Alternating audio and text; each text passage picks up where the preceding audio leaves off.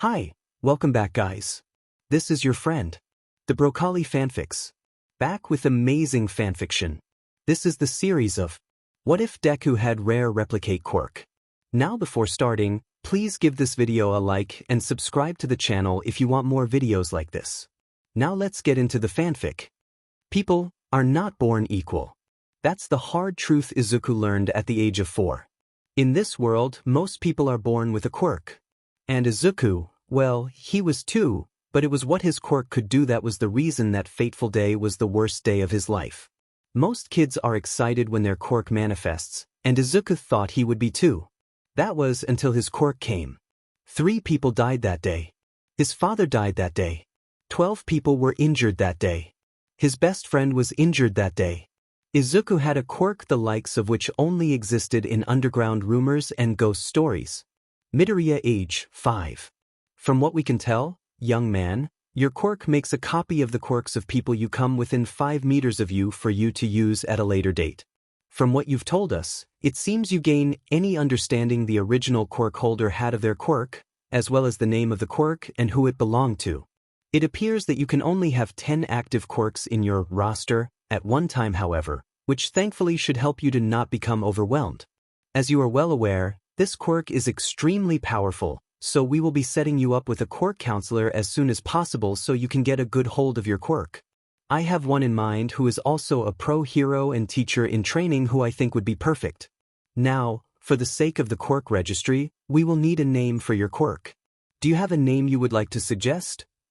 Izuku, being the quirk-obsessed boy that he is, already had a name for his quirk. Would replicate be okay? Izuku asked, second-guessing if it really was as good a name as he thought it was. I think that works perfectly. Midoriya age 9. If there was one thing that Izuku was good at, it was Quirk Analysis. But if there was another thing that Izuku was good at, it was pretending to be asleep. It was a very good skill to have as a 9-year-old who was much more intelligent than almost anyone on the planet. So when he heard a knock at the door at 11 p.m., he listened very intently to what was happening. Detective? What brings you here so late in the evening? His mom asked. Izuku presumed that it was Detective Tsukachi at the door, considering he was the detective who had been working on the Midoriya's case after Izuku's quirk manifestation. I apologize for such a late, unannounced visit, but it is imperative you know this as soon as possible, but the information I am about to share is very sensitive, so I couldn't share it over the phone. Well, if Izuku wasn't intrigued before, he certainly was now. From what he could hear, his mom had taken the detective through to their living room and sat him down, offering tea, which was politely declined. From the evidence we have gathered, it would appear that your husband was a villain, if not, at least working with them. As far as we can tell, this is due to his relation to whom many refer to as the first S-ranked villain, although at the time, License's heroes didn't even exist yet as this was right at the dawn of quirks. We believe that he somehow was linked with the villain empire his ancestor had created, but defected. This led to them targeting Izuku, the same day his quirk manifested. It is our belief that Izuku's quirk manifestation was triggered by said attack, possibly with the intent of your husband's death. He could hear his mom sobbing, and he could tell that Tsukachi was trying to comfort her, but didn't know how. Izuku decided that, whatever telling off he would get for being awake so late and eavesdropping on the conversation, it would be worth it to help his mom. He opened the door quietly so as to not startle the living room occupants, but loud enough that they would hear him coming. Tsukachi looked up at that moment. A look of something between sadness and pain crossed his face for a split second, before the blank expression returned. Izuku walked over to his mother, placing a hand on hers. It was only then that Inko noticed he was there. She pulled him into a hug, and in that moment, Izuku used one of his quirks. Izuku hadn't used his quirk since the day is manifested, but his mother needed him, so he used calming contact. The original quirk belonged to a man by the name of Gohyakujian, and it allowed Izuku to relax anyone he made physical contact with. It was a start. Izuku made a choice that day. He knew he would eventually, but he didn't know when, but that was the day he decided that he would use his quirk. And he would use it for good. Even if the first thing it did was cause death. Midoriya age 13. Shut up, you'd med nerd. Welp, guess I was mumbling again, Izuku thought. They knew they did it a lot, and they tried to get out of the habit, but had never succeeded. Why should I, Kaken? Izuku replied, not bothering to look up from their notebook. Izuku knew that using their old childhood nickname for him set him off, but if Izuku was being honest, Katsuki getting mad was always funny. One quirk Izuku almost always kept active in their roster was Psychoanalyst, which essentially did what it said on the tin. It allowed the user to psychoanalyze anyone they looked at, with it being more powerful if eye contact or physical contact is made, with them being stackable. And when Izuku looked at Katsuki, all they saw was a chaotic tempest of inferiority and superiority complex, with a healthy dose of anger issues thrown in there too. Because if you don't, I'll blow your face off, you demon nerd. Always so aggressive, aren't you? Izuku thought. Or at least, they thought they hadn't said that out loud. What did you just say? Well, I said, Kaken, that you're always so aggressive, Izuku replied, still busy filling the page on the newly debuted Hero Hawks. How does he control each individual feather so precisely? Is his brain split into many different parts, each controlling a different feather, so he doesn't have to control each one consciously, just what he wants them to do and they do it for them? Look at me, motherfucker. Katsuki yelled in their face as he knocked their notebook off the table and halfway across the room. You think you're better than me or some sheet? Did Izuku think they were better than Katsuki? No. Sure, they had a more powerful quirk, but that didn't mean that they were inherently better. If anything, when it came down to quirk control, Katsuki was leaps and bounds better than Izuku. Mostly because Izuku refused to use their quirk for 5 years except in counseling with Eraserhead, but the reasoning didn't really matter, just that Katsuki was definitely more proficient. No, I don't, but I still think I'm stronger than you. Apparently, that was the wrong thing to say if they wanted him to shut up. If you think you're so much stronger than me, you demon nerd, why don't you prove it? Izuku was about to make their retort. Something along the lines of how Katsuki's shouting was giving them a migraine, but alas, the bell rang, so Izuku grabbed their bag and left, not paying attention to any of Katsuki's barely coherent yells. Izuku stepped out onto the street, getting their phone out to see if there were any villain fights nearby to analyze. Apparently, there was a villain fighting ectoplasm with some king of non-damaging explosives quirk, along with what most are theorizing to be some kind of plant growth quirk, as there are apparently miniature pine trees growing everywhere. Maybe they're the same quirk and the explosives are actually pine cones that when exploded, a tree starts growing.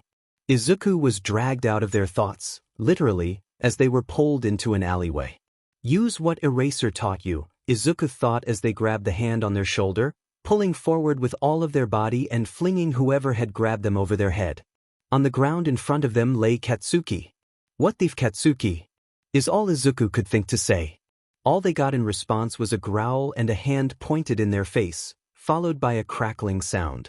The last thing Izuku remembered before lifting their hands in front of their face as Katsuki let off an explosion, drowning the world in white. Right. My baby, the voice of their mother cried. But Izuku slowly opened their eyes to be greeted with a hospital room. Their mother was there but appeared to be sleeping.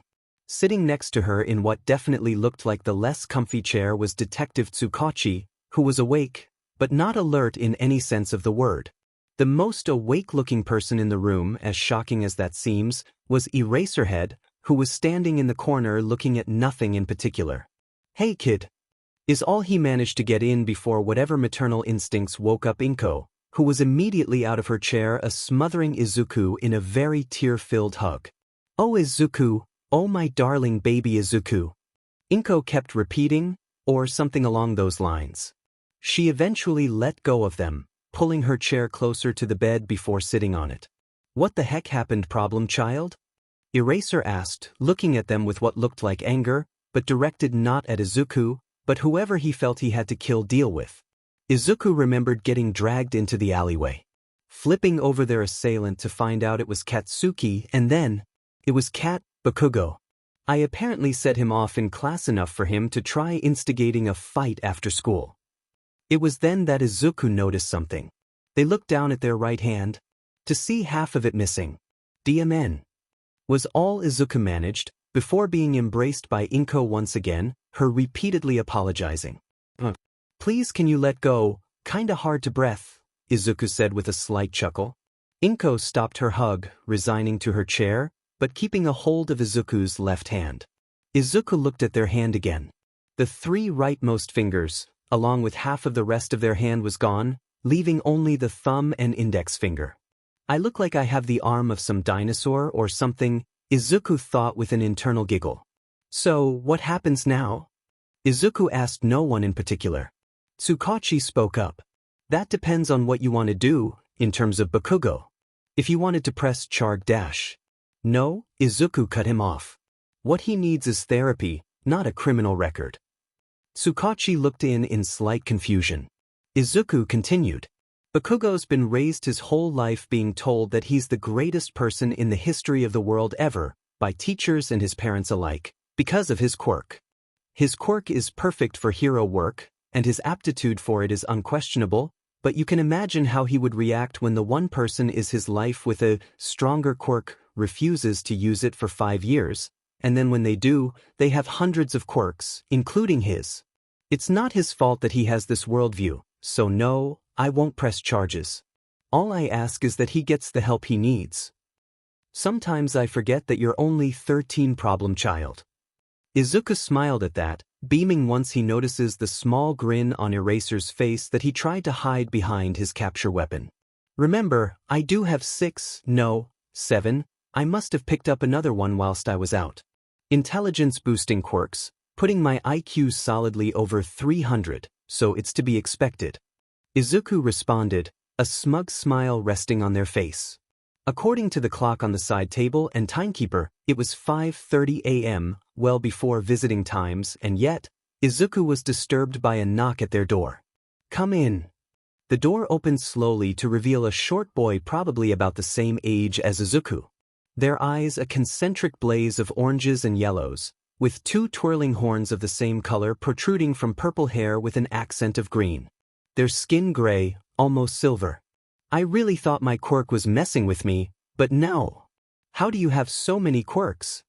The mysterious person exclaimed, looking sheepish once they realized how loud they had been. As much as I love the enthusiasm around quirks, I don't even know who you are. Izuku responded, a critical but inquisitive look in their eyes. Oh, yeah, of course, I'm Kaiseki Sasaki, pleased to meet you, they responded, reaching their hand out for a handshake, while inadvertently getting close enough for Izuku's quirk to activate. The copy of the quirk appeared to let the user see the details of others' quirk, but since it was a passive quirk, Izuku would have to let the quirk into the roster to use it. The roster is a part of their quirk that lets Izuku use passive quirks, including mutations, but only 10 can be active at a time, so for now, Izuku left it inactive. Izuku. They replied before asking a question of their own. Can I ask, are your eyes pattern part of your quirk, or a random mutation? Sasaki looked taken aback by this. They're part of the quirk. How did you know that they were even involved with my quirk and not assume that the horns or the gray skin had anything to do with it? Izuku, not being bothered to form words, instead let statistician into their roster, swapping it out for weapons master, since Izuku doubted they would need to learn how to use a new weapon right now. As they did, they felt a sharp tingling sensation in their eyes, a telltale sign that whatever physical change needed for the quirk was being made. Oh. Your eyes look like mine's. Except green and other green. Does your quirk let you copy other quirks? Something like that, Izuku replied. It lets me make a copy of a quirk that gets within 5 meters of me. So it wouldn't even have to be the person themselves, but something produced by their quirk. I can then use these quirks whenever. The only difference is passive and mutant quirks, where I can only have 10 active at any time. How come you didn't know that thanks to your quirk? Izuku asked. The one time I met someone has multiple quirks, it was difficult to discern details of each quirk without more time. What's strange is, I can only see 11 of your quirks, but if how you described your quirk is correct, there should be hundreds by now, should there not? Maybe you have to be using one of them for me to be able to see it, but that isn't the case for other quirks like that. Sasaki kept rambling, Izuku inputting whenever he made some kind of error in their analysis. I never thought I'd meet someone with such a drive for quirk analysis as me. Other than whoever Darkside89 is. Apparently, Izuku had lost track of time, as there was a knock at the door. Sure enough, it was already 9 a.m. and it appeared that someone was here to visit Izuku. "Come in," Izuku said for the second time this morning. It was only then that Sasaki noticed someone else was there. "Hi Izuku. Who's your new friend here?" Their mother asked while taking the chair offered to her by Sasaki. Bowing, he responded, "I'm Kaiseki Sasaki, sorry for intruding." "That's quite all right. I was actually eavesdropping outside for a moment. I don't think I've ever heard someone who enjoys analyzing quirks more than my Izuku here, so it's lovely to hear that they've made friends with someone with the same interests." Sasaki beamed back at her. "Although, as much as I regret to ask, I am going to have to ask for the room, as I need to discuss some important things with Izuku. Though, feel free to come back later, and I'll be out of your hair. I'll be on my way immediately, although I'm actually getting discharged today, so I won't be able to visit." He turned to Izuku. "So perhaps we could exchange numbers so we can keep in touch?" he said, offering their phone to Izuku. "Of course. It's nice to be able to speak to someone face to face about quirks who actually knows what they're talking about." Izuku chuckled, handing the phone back after putting their number in. "I'll keep in touch. I'll be off now, bye." And with a small wave, he was gone. "Well, don't they seem just lovely? It's nice for you to be making friends, Izuku." Izuku only nodded at that. "Now, on to the business at hand. Moving you to a different school. There's one that I thought you would love, Naba Middle School, looks lovely, and they host one of the biggest middle school science competitions in the country. Isn't that great?" Izuku didn't really see the point in having to move school. It wasn't like Bakugo would be allowed to continue at Aldera, but their mom wouldn't budge, so for the sake of her happiness, Izuku had decided to let her move them. "That sounds lovely, Mom." If Izuku was being honest, it did sound like fun. There were already 100 ideas running through Izuku's head for what to do. Maybe I could make some kind of robotic handpiece to make up for my missing fingers, or maybe I could create some kind of quirk analysis device using information from Sasaki's quirk, or maybe... Well, I've got the paperwork here and ready, we just need to sign here and you'll be officially enrolled. The principal did ask that you come in early the day you join to get a tour and talk with her. That didn't sound like too much of a hassle for the average person, but Izuku was sure they could just get into the school system and just have a look around themselves. That way they wouldn't have to have as much unnecessary human interaction. "That's what I'll do first thing when I get home. I know that look, problem child," a gruff voice said from the door. "I haven't got a Scooby what you're talking about." Izuku responded. "Don't try use my love for old cartoons against me, what are you thinking, problem child?" Aizawa gave Izuku his classic death stare, which, no matter how many times Izuku had seen it, always got them to talk. "Fine, I was gonna get into my new school system and have a look around myself, so I would have to spend as little time with the principal as possible." "Izuku, I raised you better than that," Inko mock scolded, knowing full well that they had a habit of knowing exactly where villain fights were happening before they even the press just a few too many times for it to be a coincidence. "I'm sure you did, but I wasn't paying attention." Izuku responded, a smirk on their face.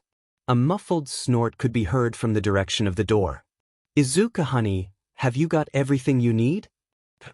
I'll see you after school," Izuku shouted in reply, slipping out of the door else they get dragged into another hug and end up late for their first day. It was a 15-minute journey on the train, then a 5 minutes walk to get to Naba Middle School, which would be significantly shortened once Izuku had their public quirk use license for one of their quirks, Light Warp, allowing Izuku to simply warp themselves to wherever they need to go. Turns out that the already difficult process to get a permit was made even more difficult with Izuku having multiple quirks, but that was a problem to worry about later. Izuku had other problems. Although that was quickly going to become a small group of people having a problem with them. During Izuku's look around, there was something that had bothered them. During every lunchtime, the same group of 4 kids, 3 of which looked much more enthusiastic than the other, would always go to the one spot in the playground that had no cameras. Then when they came back into view, the 3 enthusiastic kids would come first, then the 4th later, looking even more exhausted than before, which really is saying something when you can see their eye bags with the terrible security cam quality. Izuku had been curious about them after that, so they decided to watch over them in a sense. They seemed rather shy, not talking to anyone and only speaking when spoken to. If anything, Izuku was concerned by how little they interacted with their classmates, so Izuku decided that they were gonna make friends with this kid as soon as possible. So deep in thought, Izuku nearly missed their stop, rushing out the door at the last moment before it closed. Checking the time, they decided it was probably best to pick up the pace, wouldn't want to be late on the first day. And this is your homeroom class. I'll leave you here to get settled in, and don't hesitate to ask myself or your homeroom teacher for anything you need help with. The head teacher walked off down the corridor back to her office, leaving Izuku in front of the door to his new class. They took a deep breath and opened the door. Every head in the room turned to look at the new face walking through their door, two of which they recognized as Sasaki and Shinszo, the former with a surprised look on his face. The teacher stopped writing some maths equation on the board to turn her attention to Izuku. You must be Izuku, correct? Izuku nodded. Welcome, please, introduce yourself with whatever information you feel is pertinent to your peers. Izuku walked to the front of the room and turned to their classmates to address them. Hello, Izuku said with a small wave. I'm Izuku, they-them pronouns, and my quirk lets me copy the quirks of anyone I've been close to. I really like analyzing quirks and one day I'd like to be a hero. Thank you, Izuku, please take seat 3 next to Shinszo. Shinszo looked up nervously at the mention of his name, making eye contact with Izuku as they smiled back. Izuku took the seat next to him, giving him a quick and quiet hello as the teacher started talking again, which Shinszo just nodded at. Shinszo didn't know what was about to hit him. The bell rang for lunch and everyone rushed out the door, Izuku taking their time. Izuku, you didn't tell me you would be coming to this school. Izuku gave a small chuckle before responding. Well, for legal reasons I didn't know you went to this school. Izuku said under their breath so only Sasaki would hear. Sasaki's step faltered for a second before responding. What the heck does that mean? Sasaki asked as the two of them walked into the cafeteria. Izuku didn't give them a response as they made a beeline for the mostly empty table save for one Hitoshi Shinszo. Hey there, table neighbor. Izuku said with a grin, sitting down next to him as Sasaki rushed to catch up. Hi, is all Shinszo said in response before returning to his lunch. I'm Izuku, nice to meet you. I really like your hair.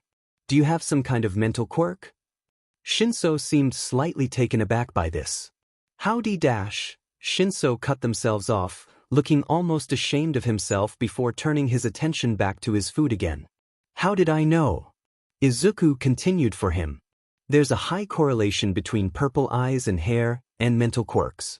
Before quirks emerged, naturally purple hair didn't even exist. How crazy is that? And while purple eyes did exist, they were extremely rare. Cool. Is all Izuku got in response. It was then that a group of 3 boys that Izuku was all too familiar with walked over to their table. Hey, new kid. A voice way too deep for a 13-year-old. You should get away from him, he dash. I don't think I will. Now could be so kind as to leave us alone, please? Also stop it with the voice, it sounds ridiculous. Izuku didn't even turn to face them to interrupt them, but Izuku would find out later from Sasaki that the looks on their faces were hilarious. You don't understand, they started to respond, still talking in the fake deep voice. Nope, I understand perfectly well, thank you very much, Izuku quipped back, only now turning to face them. Now I'll ask again, will you please leave us alone? We were in the middle of a conversation. The lead bully only grunted in response, a scowl on their face, before walking away. Izuku turned their attention to Shinszo, who was watching at Izuku with a barely noticeable look of awe. Thank you, he said with a nod before returning to eating. It's no problem. I'm not just gonna let my new friend be bothered by idiots, am I? Shinszo looked confused, facing Izuku again. Friend? A look that could only be described as proud passed over Izuku's face before they responded. Of course. I'm not just not gonna be friends with the person I'm gonna be sitting next to for the next 2.5 years. Izuku said as if it was the most obvious thing in the world. Especially if we end up both going to the same hero school. How do you know I want to be a hero? Shinszo asked. That was when he seemed to notice what he'd done, a look of fear passing over his face. He was about to say something, probably apologize, but Izuku got in before him. Your quirk is super cool by the way. Izuku commented, ignoring the question. Shinszo physically reeled at that, a look of confusion replacing the one of fear. My quirk lets me copy quirks of people near me, so since I sit next to you, I have a copy of your quirk. It would be so useful in heroics.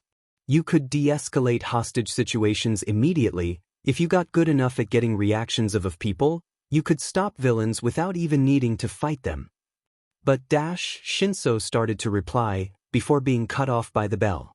See you after school, new friend. Izuku said before quickly leaving the cafeteria with Sasaki in tow. Izuku, Sasaki said, pausing for dramatic effect. That was amazing. Izuku smiled. They were proud of themselves. And don't forget, the science fair is only a month away, so if you're planning to enter, have your creation ready by then. Class dismissed. Everyone tried to rush out of class as soon as possible, including Hitoshi. Hey Shinszo, wait up.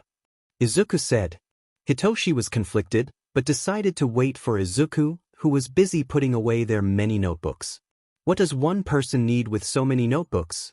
Sasaki was leaning on the doorframe, waiting for the two of them. Do you want to hang out? Izuku asked. Why the hell would anyone want to hang out with me? Especially knowing my quirk. But that didn't change the fact that Hitoshi didn't want to ruin this possible friendship. Sure. Hitoshi hadn't actually ever hung out with anyone, so he didn't know what he was signing up for, but whatever happened, he was sure it would be better than what normally happened after school. But I have so many things to talk about. They were out of the school building by now and walking to the gate. Firstly, can I send the assholes from lunch to the Shadow Realm? It was said as if it wasn't a question, that Izuku would do so whether Hitoshi said yes or not.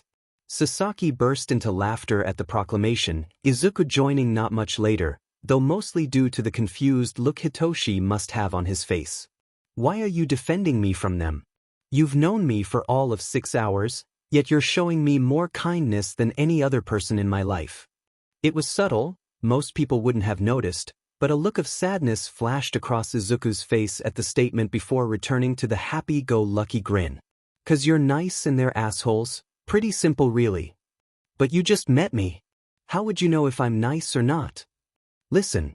Due to the amount of quirks I've copied throughout my life, I have multiple emotion personality sensing quirks and an IQ that rivals the likes of UA Principal Nedu, but even without those, any sane person would be able to see that you're a kind person. They're right, you know. Sasaki interjected.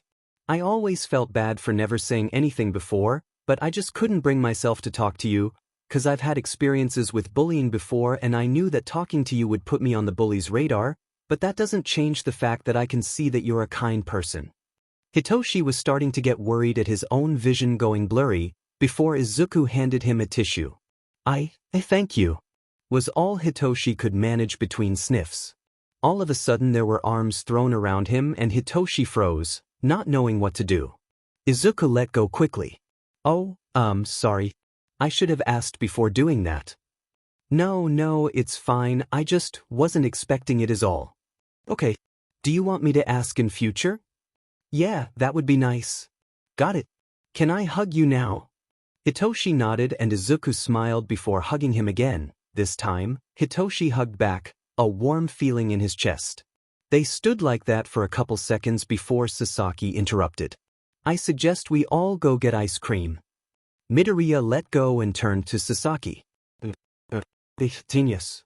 Where's the nearest place to get ice cream? Izuku asked before looking at their hand, palm up. They closed it into a fist then opened it again, and the lines on their hands started glowing and moving. Sasaki stifled a laugh before asking. You have a quirk that tells you where the nearest place to buy something is? That's funny. What do you mean it's funny? It's very useful actually. Izuku responded matter of fact ly. Oh no, that's not the funny bit. The funny bit is that it's called commercial palmistry. Shinszo let out a little snort at that, followed by Sasaki, then even Izuku. Soon enough, all three of them were in stitches laughing. Let's go get ice cream. Izuku managed to get out between deep breaths for air and giggles. Mom, I'm home. Izuku called into the house. It smelled of katsudon. I'm in the kitchen, honey. Their mom called back. Izuku went through to their room, dumping their bat on their bed, and went through to the kitchen. How was your day, honey? It was great. Do you remember Sasaki? Their mom stopped for a second. That's the young boy who you met at the hospital, right? Yeah. Well, they go to Naba as well, same class and everything. And I met this other guy, Shinszo, who has this really cool quirk, and really cool fluffy hair which I'm pretty sure defies gravity, but that's unimportant, and really pretty eyes, like, objectively. Their mom gave them a look before continuing with her cooking, which Izuku elected to ignore. Anyway, there was these other kids trying to bother him, so I told them to go away, then after school the three of us got ice cream. Oh, also Shinszo cried 'cause we were being nice to him, and also I'm planning on asking them to work together on a science fair project together. I was planning on asking today, but things got a bit sidetracked. Izuku realized they hadn't taken a breath in a while, stopping their ramble. Their mother took a second to process all of that before responding. Well, it sounds like you had an eventful day. Good thing I made katsudon then. Go set the table, will you please? On it. What's with all the notebooks? Shinszo asked as they were leaving school. Well, I've got one for each subject, one for hero analysis, one for villain analysis, and one for quirk analysis. Which brings me on to what I need to ask you too. Would you be down to work together for the science fair? What did you have in mind? Sasaki asked. The prize for winning is getting to go to a hero support item convention, right? So I thought it could be a good idea to make something that would be useful for a hero to use, and I was thinking some kind of drone. But there is one thing I want to try and do, which is to be able to control them with the mind, which is where you two come in. The two boys looked confused at this. I was thinking that if we could have Shinszo brainwash me, Sasaki can record the data from your quirk. Since your quirk makes some kind of connection with the subject's brain, we could then use the data to recreate that, but the subject is actually the drone. You know, Sasaki started. That just might work. I'm in. Shinszo? His eyebrows were furrowed in concern. Are you sure you would be fine with me using my quirk on you? Shinszo asked. Of course. I wouldn't have asked otherwise, silly. Izuku grinned. If you're sure, then okay, I'm in. Izuku beamed at the response. Hey, Izuku. Where are we going? Sasaki asked, noticing they had taken a different turn than usual. You'll see, they responded, a mischievous grin on their face. Why are we standing outside an abandoned warehouse? Sasaki asked Izuku. Shinszo seemed to agree with the sentiment. Well, it's my warehouse, of course. Izuku replied as if it was the most obvious thing in the world. Shinszo and Sasaki just blinked back before one of them spoke.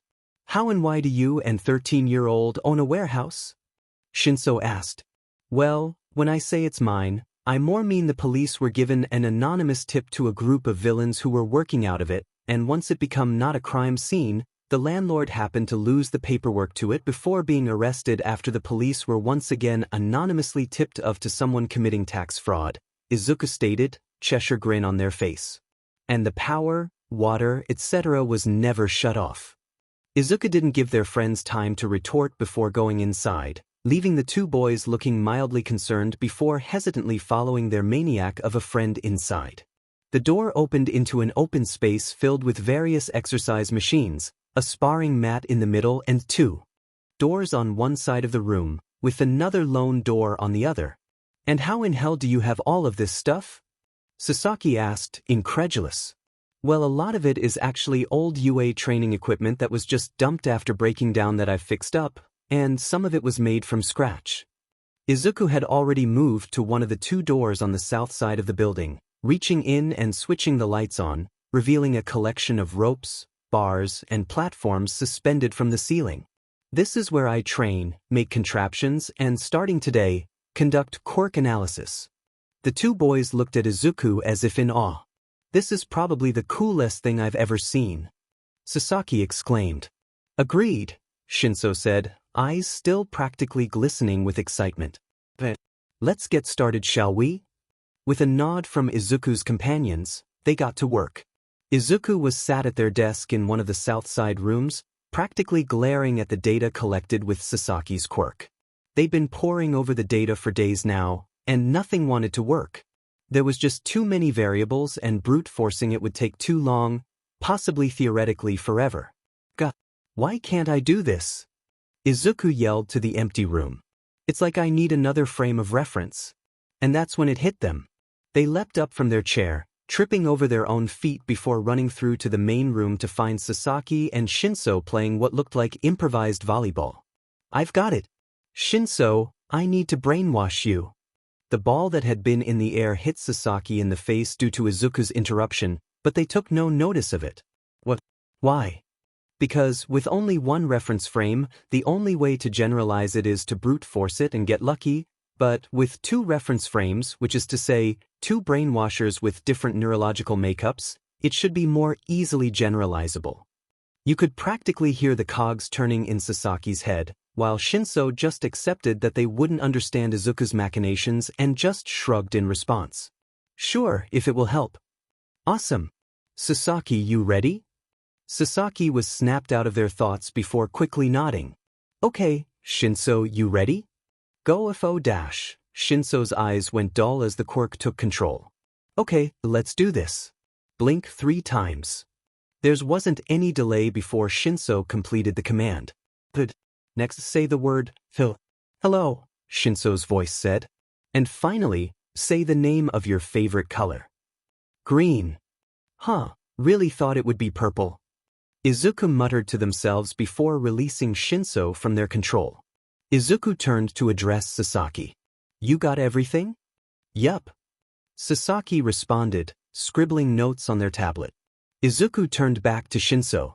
And are you all right? Yeah, it was just like falling asleep really. Shinszo had a small smile on his face as he looked up at Izuku, putting a big grin back on Izuku's face. Great. Now Sasaki, if I can get that data, I should have a theoretical proof of concept by the day's end. That's great, Izuku. Shinszo said, smiling more. Izuku grinned. I really thought that was the one. Izuku sighed, exasperated. The flight controller just isn't responding fast enough. Can we get a better one? Shinszo asked, hopeful. The only one better than any I can make would be expensive, and it wouldn't exactly be from your local hardware store or Amazon. Izuku slumped into their seat, taking the headpiece for controlling the drone off, dumping it on the desk and knocking over Sasaki's in-progress card tower. Hey! Sasaki exclaimed. I was nearly done as well. It was then that Izuku's eyes lit up with an idea, while Sasaki began reconstructing his card tower. I see that look, Izuku, what are you thinking? Shinszo asked. Izuku was rushing over to the other side of the room, grabbing their laptop from their bag. I'm thinking I have an idea for getting our speed controller. Izuku's grin was slowing, getting wider and wider as they typed away in their laptop. Only problem is it's not exactly legal. What do you mean, not exactly? The law is pretty black and white. Not when you're smart enough to avoid it. Izuku said with a wide grin and a giggle. Well, that's not ominous at all. Sasaki mumbled, concentrating on his new card tower. So what is it exactly that you're doing? Shinszo asked hesitantly. Stealing money from criminals via gambling? Izuku said as if it was a question. Why am I not surprised? Shinszo said with a sigh. So, why are you doing it on your laptop and not on your super high-tech computer? Shinszo asked. He was going to ask if gambling was the smartest way to take their money, but Shinszo realized that they are indeed smart enough and that they could never do anything the boring way. I've had the laptop for longer, so I've had more time to make it secure. There was one time I was doing this exact thing, but ended up in a game of poker with someone who apparently had the same idea as me. We made an unspoken truth and each won an equal amount. After that, they managed to worm their way into my system, not without a fight might I add. They introduced themselves as Rat. Their name was in Latin letters, but they had an umlaut. Shinszo just looked at Izuku as if they were speaking a foreign language, which they kind of were, but Izuku just ignored him and continued. Turns out it was the name of some song from all the way back like 150 years ago. Anyway, after they got in, I shut down the computer, wiped it entirely, then rerouted the IP through at this point probably hundreds of locations. The difference between the computer and my laptop is a piece of software called the Labyrinth, made by a contact, the same contact I'll be buying the controller from actually, who goes by Deadless. The reason I can't use the same software for my main computer is that 1, it cannot be copied as every single version of the Labyrinth is unique, and 2, I myself can't get into it to even attempt to copy it anyway. It's very impressive. The whole time during Izuku's ramble, they had been at work against their most recent targets, and by now, Izuku had turned 30,000 yen into 125,000 yen, which was more than enough for what they needed. Always fun scamming criminals out of money. Izuku said with a smirk. But, since you're doing the exact same thing, doesn't that make you a criminal? Shinszo asked. In the eyes of the law, yes. But if what I'm doing is hurting criminals doing what they do for the wrong reason, doesn't that mean it's an overall good? Sometimes, just because something isn't on the right side of the law doesn't mean it's not the right thing to do. Izuku hesitated for a moment, before raising their voice and facing the computer. Isn't that right, Rat? Or should I say, Principal Nedu? Shinszo was physically jarred at that, and was about to what Izuku was going on about, before a gif of a rat applauding appeared on Izuku's screen. What?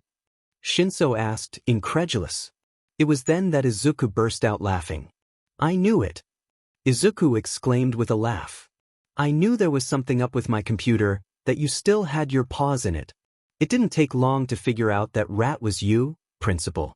Though I will say you are very good at covering your tracks, but it does explain how UA has so much money for a government-funded institution, though I'm sure you have other inlets for money dash. Shinszo zoned out at this point, not understanding what the hell Izuku was rambling about. Who the hell have I made friends with? Shinszo's thought was interrupted by a notification on his phone. He pulled it out to see a text message from an unknown number. No. You have good taste in friends, keep them close, mouseface. Yup, this is insane. Finally! Sasaki exclaimed, finishing their card tower, completely oblivious to everything that had just happened. Pleasure doing business with you, Deadless. Deadless. The pleasure is all mine's, Omni. The controller will be on your doorstep by Friday. By the way, I wouldn't happen to be able to get a couple more Labyrinth, would I? Deadless. I'm sure I can have them ready with the controller. I'll leave them with it on Friday. Is there a high chance that if they get caught they will be in a world of trouble? Yes, but would it be absolutely worth it to see the rat's face when Izuku manages to get past UA's security? Also yes, and Izuku had the perfect idea. The 3-stage plan Izuku had laid out for themselves was simple, yet effective. Stage 1 was getting into UA's system, which proved to be difficult. If it wasn't Izuku would have been worried. Next was to make sure that 1, Nedu knew it was Izuku, and 2, that Nedu knew that Izuku had a copy of Nezu's personal calendar, and 3, that Nedu didn't notice the small piece of code left there that would tell Izuku if when Nedu made any changes to his calendar. With those 2 stages complete, a Nedu left none the wiser. It was time for stage 3, breaking into UA. Izuku knew that between 7:30 and 7:48, Nedu was very particular with his time schedule. Nedu would be in a meeting with all of the staff of UA, meaning that UA's security was at its lowest. Of course they had other hired guards at the gate and around the walls, but your average Joe was nothing that Izuku couldn't deal with. Izuku rounded the corner onto the road leading up to the gates just as the clock ticked over to 7:29 and Izuku's program kicked into gear and started removing Izuku from the footage they knew Nedu had of the street.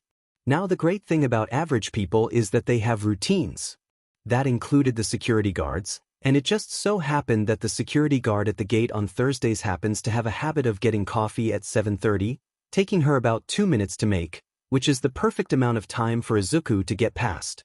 One of the quirks Izuku had was called Constant, K for Kelvin, which would passively match Izuku's internal body temperature to that of their environment while the user will always feel like they are a comfortable temperature. The original quirk belonged to Taisu Himura, who had sadly passed away, according to Izuku's quirk. They had a daughter, the only relative Izuku could find, but they couldn't find anything else about them. Should Izuku know this? No. Do they go out of their way to find out everything they can about the users of the quirks they have whenever they pass away to thank them? Yes. The great thing about the quirk meant that Izuku could get past the first defense of the school, the UA barrier, which would detect the unique heat signature of someone's body and make sure it matched that of the ID card they carried, but if it couldn't detect the person in the first place, it could never check to make sure it matched the ID card they weren't carrying. So, as the clock switched over to 7:30, as Nezu's staff meeting began, as the security guard turned to make her coffee, and as one Mirio Togota happened to look out the window, Izuku strolled past the gate as easy as if it weren't there at all. Activating Anonymous, a quirk belonging to someone called Thibaut Durant, who Izuku can only assume they interacted with while on holiday in France 2 years ago, Izuku became unnoticeable and forgettable to those around them. Not invisible but overlooked as if they weren't there, and later, anyone who had seen them would forget they had ever been there. Using the map Izuku had memorized just an hour ago, they made their way to the principal's office, where Izuku planned to wait for the principal's return, the locks on the door disengaging as soon as Izuku's hand touched the handle. Switching up their roster, Izuku exchanging photosynthesis for rabbit, to allow for a disguise of sorts. As they did, their hair changed from green to its natural color of white, like that of their dads, according to the one picture Izuku could remember. Well, isn't that strange? Nedu thought as his watch alerted him to a presence in his office. It intrigued Nedu, but he wasn't worried as there had been no security alert, so Nedu continued his meeting. As the minute hand hit 48, Nedu adjourned his meeting, letting his staff back to their classes, and made his way back to his office, excited to meet whoever had decided to make a visit. Izuku was sat at Nezu's desk, looking out the window as they finished setting up the chessboard they had brought with them, taking in the smell of jasmine tea that permeated the room, the smell heightened by the rabbit quirk they had active. They had opened the window in an attempt to lessen the smell, and just in case they needed to make a quick exit. Izuku was alerted to the almost silent door opening thanks to the quirk that had given them floppy, burgundy ears that twitched at the noise. "A pleasure to meet you in person, Principal," Izuku said without turning. "Care for a game of chess?" Nedu sat down with a smile upon his face, telling Izuku that the principal was just as intrigued as they were. "Such a wonderful game chess is, but before we begin, can I ask your name?" Izuku smirked at that. "Perhaps. Have a proposal for you, a game in your sense of the word." Nedu perked up at that. "For every piece I take of yours, I get to ask you a question, and for every piece of mine's that you take, you get to ask me a question. The winner gets to request anything of the loser, whether a question, a task, or anything of the sort. We get one veto each, but if used on the final request, the winner gets another request. Are these terms agreeable to you, Principal?"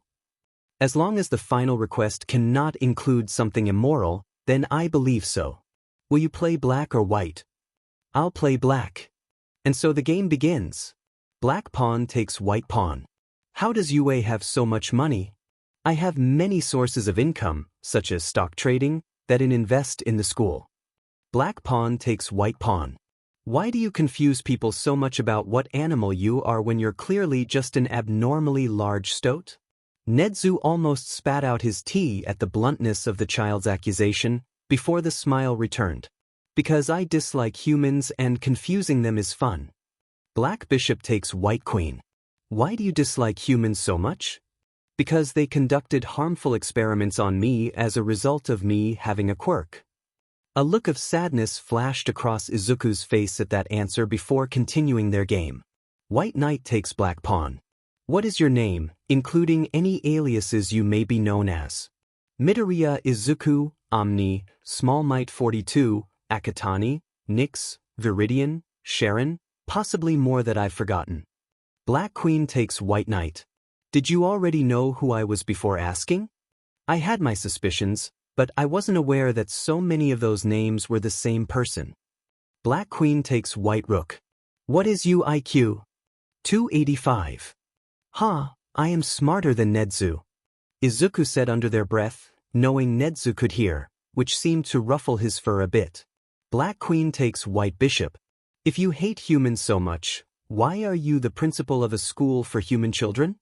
Because children deserve to be treated as children even if they are training to work in the hero world, and most humans would simply see them as pawns in their grand game against villains.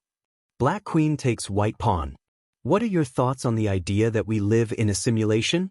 I personally have always been privy to the idea that we are but characters in a story created out of boredom. Izuku nodded, considering the idea. Now wouldn't that be funny, they thought to themselves. Black Queen takes white rook. Are there any humans you trust? Aizawa Shoyuta, Higuri Maijama, Ryo Inui, Tsukachi Naomasa, Chio Shizenji, Sorahiko Torino, and Mirai Sasaki, along with anyone Shoyuta trusts. He has good sense in human companions. Black Queen takes white bishop. Why did you go easy on me? You've been playing as if you had a rank of 600, when realistically you should be over 3,000. Veto. Rude, Izuku muttered to themselves. Black Queen checkmates white. Black wins. Will you personally teach me analysis? And maybe a few other things you would think useful to become a hero. Nedu barely took a pause before responding. I don't see why not. I shall have it arranged. Now you might want to hurry as, if I'm not mistaken, you have a science fair in 30 minutes, do you not? Izuku was mildly shocked that Nedu knew that, but didn't let it show on their face. Indeed I do. May I request something of you? Nedu gave Izuku a sharp nod. Could you authorize me to use my quirk to get there faster? Since you're a licensed hero, you can authorize quirk use in dire, Izuku said with air quotes, circumstances, and if I can't use my quirk, I'll be late, and I don't want to disappoint my friends. Well, that certainly sounds like a dire circumstance. Nedu replied, letting the slightest hint of sarcasm drip into his voice. I authorize you to use your quirk to get to your school science fair on time. Thank you, Nedu, I look forward to seeing you again. And with a smile, Izuku was gone in a flash of light. What an interesting young person. Nedu said to no one in particular. And what interesting problems they have brought up regarding UA security. He muttered. How had I never considered teleportation quirks before? After the flash blindness brought about by light warp wore off, Izuku's eyes settled on the purple-haired boy staring at him from the seat at their workbench. Izuku had warped themselves to their warehouse to gather the drone and electrode cap, after doing final checks. They had told their collaborators to meet them there, but Izuku hadn't expected either of them to be there yet. What the F dash? Shinszo asked, still looking dazed, although Izuku knew that it wasn't as a result of the quirk, as it only caused flash blindness in the user. Hey bud. Didn't expect you to be here yet. That was one of my quirks, light warp. Izuku said excitedly. You're allowed to use your quirk? Not typically, but I had permission from a licensed hero, so it's all good. Izuku said with a double thumbs up and a grin, but Shinszo's look of confusion only became more confused. 2 questions. 1. What hero, and how did you get permission from them? Oh, it was Nedu and I asked him silly. Now, since you're here you might as well help me pack up the drone. Shinszo decided to give up on his trying to get answers that actually made sense out of Izuku for now, but he promised himself he'd find out how his friend ended up in the same room as the principal of the best hero school in the country. Okay then, keep your secrets. He muttered, making his way over to help. The trio got to the school with 10 minutes before the fair began. They had set up their table in the PE hall and a couple of the other people who had made things for the fair had come to take a look at the competition, including 2 very similar-looking people with what looked like gold and silver hair respectively. Hey there. I'm Kinzakami, and this is my sister Jin. He greeted, his sister giving a big wave at the mention of her name. Hi, I'm Jin. We're twins, by the way, if you're wondering why we look so similar. Your quirks are so cool. Izuku and Sasaki said in sync, both using statistician at the time. A voice in the back of Izuku's head told them the quirks sounded familiar, but they couldn't place where from. You must be Sasaki and, I'm sorry, I don't know your name, just that you're new, Kin said sheepishly. No worries, I'm Izuku, nice to meet you. Izuku held their hand out to shake their hands, whilst also getting close enough to get a copy of their quirks, making Izuku realize something. Whoa, that's so interesting. Also, this has proven my theory that Sasaki's quirk dash. Izuku. Shinszo said, giving them a small nudge that wasn't enough to get them out of their mumbling spiral. "Izuku," he said with a bit louder and with a bigger shove, snapping them out of it. "Maybe try not to scare people you just met, again," Shinszo said, with a small laugh. "Oh, I'm sorry," Izuku said, sheepish grin on their face as they scratched the back of their head. "It's just, I really like quirks, and while Sasaki's quirk told me that you have different quirks, when my quirk copied them, they're actually the same quirk, at least sort of." "What?" the golden-haired twin exclaimed, while the other just asked. "How is that possible?" "So, as far as I can tell, you both actually have two quirks, according to the Quirk Classification Index. One of them is what would be typically dubbed a mutation while the other would be an emitter, but the Quirk Classification Index is really outdated and should be changed, but that's a whole other conversation. Anyway, the mutation quirk is the one which gives each of you your gold and silver hair, and it seems that whatever metal it is just whatever color your hair would have been naturally, then whatever metal matched that color the closest. Sorry if that sounds confusing, I'm not the best at putting my thoughts into words." Izuku took a breath as the twins eagerly looked on, wanting to know more about their quirks, not particularly caring if Izuku was speaking in the most elegant poetry or just word vomit. The second quirk is the metal manipulation, which lets the user manipulate whatever metal they have the most of in their body, and since your hair is a huge mass of metal, that's the one it uses. That's so cool. But also looks like you're gonna have to go to the quirk registry to get that changed. "Sorry." The two twins looked dumbfounded, looking between Izuku and each other as if everything they knew was a lie. "Izuku, you need to stop scaring people as soon as you meet them," Shinszo said with both a giggle and simultaneously a deadpan expression on his face. Izuku didn't know how he did it. "Hey, it's not my fault that people have such cool quirks," Izuku retorted in aspiration. Kin seemed to have gotten a hold of himself again. "Well, suffice to say, you've given me, and presumably my sister as well, a lot to think about, Izuku. We did come over to see what you were doing for the fair and offer to show you ours, but it looks like people are arriving already, so we'll have to get back to our table. Maybe we can talk after?" "Yeah, totally. Then that way we can properly show of our creations to each other," Izuku said with a smile. "Well, we'll see you then." Jin responded in turn with a matching grin. Second place goes to. The science teacher took a pause for dramatic effect. Jin and Kin, with their morphing tool inspired by the quirk of pro-hero Mr. Brave. The audience gave the twins a round of applause as they walked onto the stage to receive their silver medals. Kind of ironic that their quirks allow manipulation of the award she received, Izuku thought. "And finally," the teacher continued, "the moment you've all been waiting for. The winner of this year's science fair is Dash." Another pause for dramatic effect filled with a rising from the audience. Izuku, Shinszo, and Sasaki with their mind-controlled drone. The audience of families cheered as, instead of going up to the stage to collect their rewards, Izuku sent the drone up to collect the medals, giving it a bit of a whirl about, before returning it to themselves, the three of them taking the 3 medals. And with that final display, that brings us to the end of this year's Science Festival. Thank you to all the inventors who took part, and thank you to everyone for coming. We hope to see you next year. Izuku, Shinszo, Sasaki. That was amazing. A voice called across the hall. "Hey Jin. You and Kin were great. I really thought you would win." Sasaki excitedly said. "Where is Kin, by the way?" Shinszo asked. He's talking to our dad. Come say hi," she said before rushing off again, leaving the trio to chase after her. They eventually caught up to see the two twins talking to a man the same height as All Might but built like Eraserhead, with long flowing platinum blonde hair. Kin turned to wave at them and beckon them over. "Hey guys. You 3 did really great." "Oh yeah, this is our dad, Shirogane, although you might know him better as Dash." Kin was cut off by Izuku as they realized who was standing in front of them. "The number 8 hero, the platinum hero, 70. Of course, how didn't I notice how similar your quirks are? And no wonder you too." Izuku gestures towards the twins. "Made such an amazing support item. Platinum Industries is the largest hero-owned support company in Japan. This is amazing."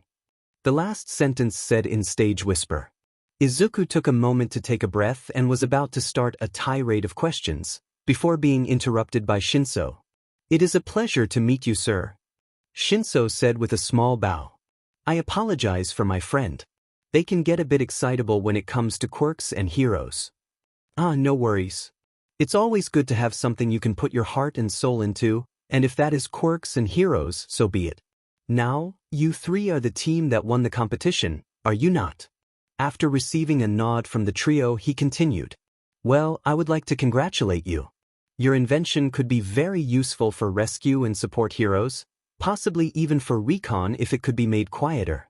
You three did good." They ended with a big thumbs up for the trio. Izuku looked like they were about to burst with excitement at the remark, still bouncing on the ball of their feet. "Excuse me, sir, can I ask you a question? You don't have to answer if you don't want, but I've always been really curious as to whether your capture scarf was inspired by that of the underground hero Eraserhead, or if it was the other way around, and that he was inspired by you, or if it was just a coincidence that both of you came up with the idea independently, but it wouldn't be too impossible since you both started using them at around about the same time." Izuku was somehow not out of breath by the end of their question-turned-muttering session, face turning red at the realization of their muttering. Shirogame had a look of pure joy before starting. "Oh, well, that is a story you might want to sit down for." "Hey Mom, I'm home," Izuku called down the hall as they took their shoes off. "Just finishing up in the kitchen, honey." The sweet floral scent of jasmine tea caught Izuku's nose as they passed through the genkin. "We have a guest."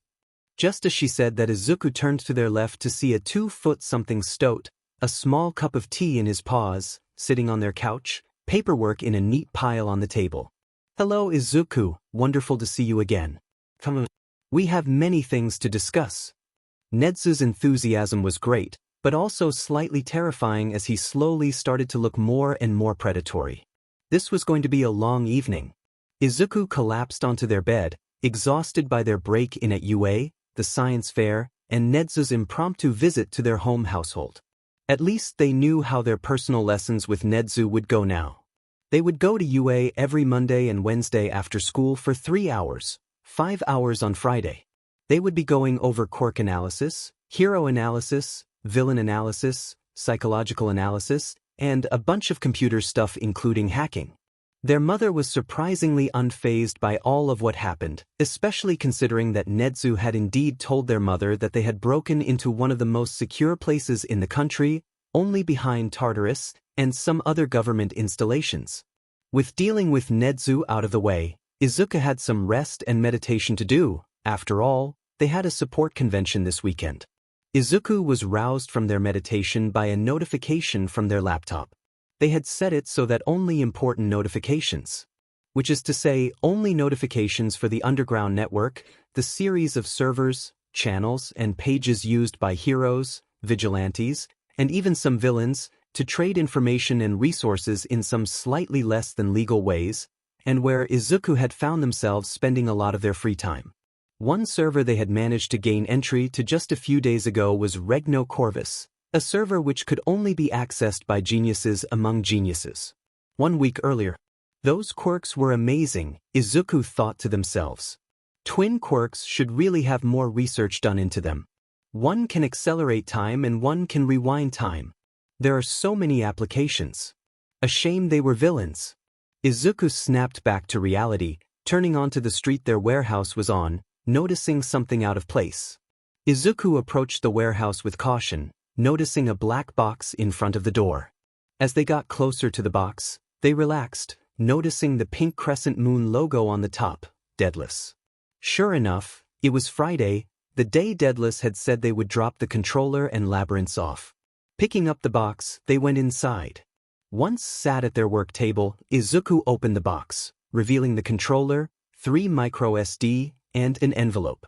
Always one of curiosity, Izuku opened the envelope first, revealing a letter written in what looked time-printed text at first glance, but was actually handwritten. "Here is the controller and the labyrinths you ordered. It appears your intelligence is noteworthy enough to get Rat's attention as he requested I give you a way to become a Corvid. To join, All you need to do is complete the riddle on the third SD card. I wish you luck, Omni, though I doubt you need it. Deadless. The Corvids. Izuku thought in shock. The Corvids are a small group of hyper-intelligent people who are the most reputable source of information and support items on the whole underground network. They want me to join. Nedu wants me to join. Izuku was too excited, grabbing the SD card that was marked with OGG, instead of the pink crescent moon iconic to the work of Deadless. Is it an audio file? Izuku thought to themselves while inserting the card into their computer. Once it was plugged in, what looked like a chatbot opened on their screen. Hello Omni, this is your initiation test into the Corvids. You will be given a list of words that can exist in the fictional land of Og. All you need to do is make 5 correct guesses in a row of words you think do exist to pass. Good luck. Word list: tree, grass, floor, wood, moon, soon, screen, green, yellow. Make a guess. This seems interesting. Izuku thought to themselves as they also considered possible words that could apply. Maybe it has something to do with plants? Make a guess. Flower. Incorrect. Make a guess. Darn. Izuku rocked back in their chair, thinking of what else it could be. Make a guess. Sun. Incorrect. Make a guess. I didn't actually think that would work, but it was worth a shot. Getting up out of their chair, they started pacing around their office, looking around for things it could be. Deciding they weren't getting any inspiration for in here, they started heading for the door. Izuku spun back around, racing for their computer, typing in door to the text field. Make a guess. Door. Correct. For more guesses needed. Make a guess. Izuku thought to themselves. If book works too, then I've got it. Make a guess. Book. Correct. 3 more guesses needed. Make a guess. The rule is redacted. Now I just need to think of more words that follow that rule. Wait a second. Make a guess. Follow. Correct. 2 more guesses needed. Make a guess. Just 2 more. Izuku thought, ecstatic. It only took Izuku half a minute to come up with 2 more words that fit the criteria. Yes. Izuku exclaimed, unable to keep in their excitement. They collapsed into their chair. Present day. Greenie. Which of you bitches is going to the support convention in Tokyo? Also, why is my name still Greenie? I've been here for like a week. This is bullying. Firstly, language, you are a child, I don't care how smart you are. Secondly, you're still the newest, plus, you have green eyes. Also, it's not bullying if it's true. Greenie. You know I could just change it myself, I smart to. How do know I has green eyes? I know at Rat in real life. Why do you think our names are so similar? It's a running joke. Also, I've literally met you. Reply to I know Rat in re. Same here. Greenie. Demon, so y'all actually have social lives LMAO. Imagine knowing people. Couldn't be me. Okay, so it might be, but that's a new development, so it doesn't count. Anyway, y'all still haven't answered. Who's going to the support convention? Zoom. There's gonna be so many babies. Stop calling inventions babies. Zoom. Genesis. I apologize for replying so tardily, but I also will be in attendance at the support convention in Tokyo as my parents have made many investments into some of the support companies that will be demonstrating there. Greenie. Didn't need a paragraph, sis. But friends. So, considering my company will be there, it would be weird if I wasn't. They'll be there too. For obvious reasons. For anyone who doesn't know, cough at Greenie, cough at Shield is my dad. Greenie. Are you David and Melissa Shield? Maps. Greenie. The cool. Anyone else have anything cool to share? Genesis. My aunt is a pro hero, smiling face with smiling eyes. Greenie. Oh, you must be a Rosa then. And considering that Katchi and Renkin are terrible people, no offense, and at Rat probably wouldn't let them in here, you must be their daughter? Genesis. Firstly, none taken. I am in fact taking advice from at Rat to stop them from their continued support of heroes, who, quite frankly, are worse than some villains. Also, I see why at Rat added you. You are a very intelligent person. Reply to anyone else have? To answer your question, I am a pro hero. And I'm friends with All Might. Greenie. He's a balloon buffoon. And also, he quirkist and I don't vibe with that. You're right, but he's getting better. Imagine his reaction to me telling him I'm quirkless and just really good at telling when someone lies. He really thought I had a lie detector quirk. Apparently so did a lot of people though. But also, what makes you say he's a balloon buffoon? Greenie. First of all, Tsukachi? I haven't seen you since I was 11.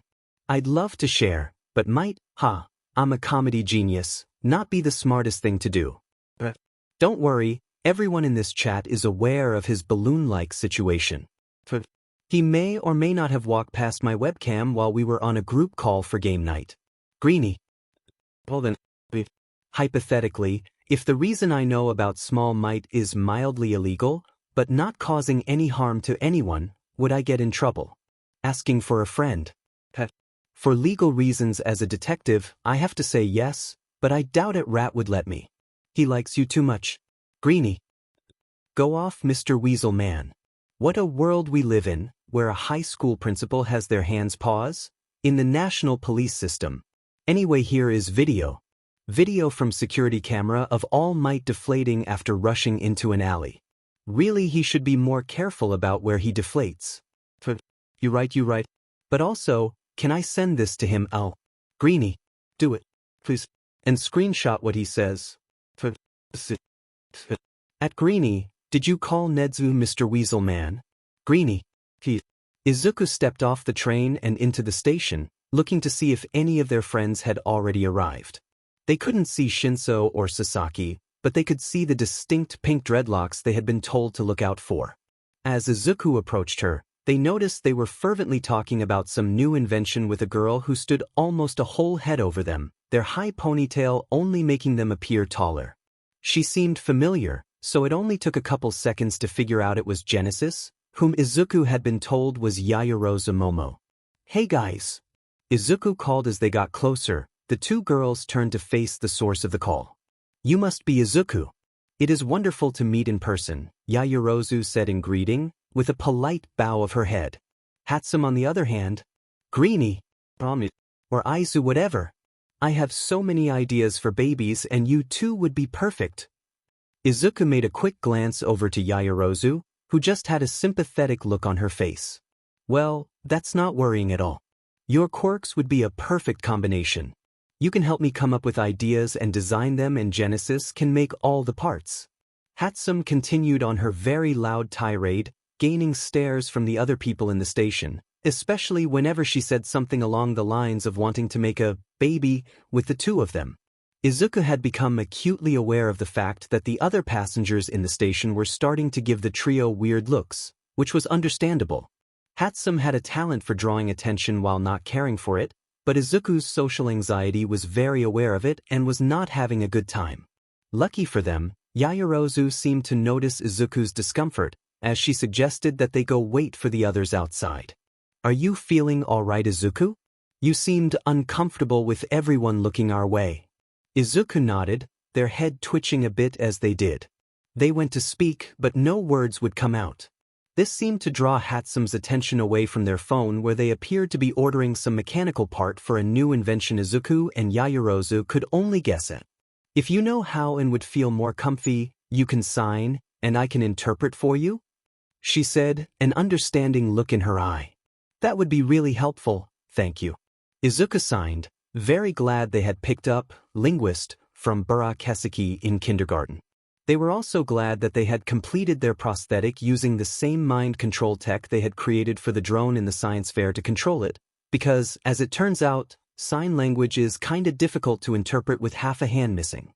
I'm better now, I just don't do too well with a lot of attention if I'm not expecting it, and whenever I get really anxious, I struggle to form words.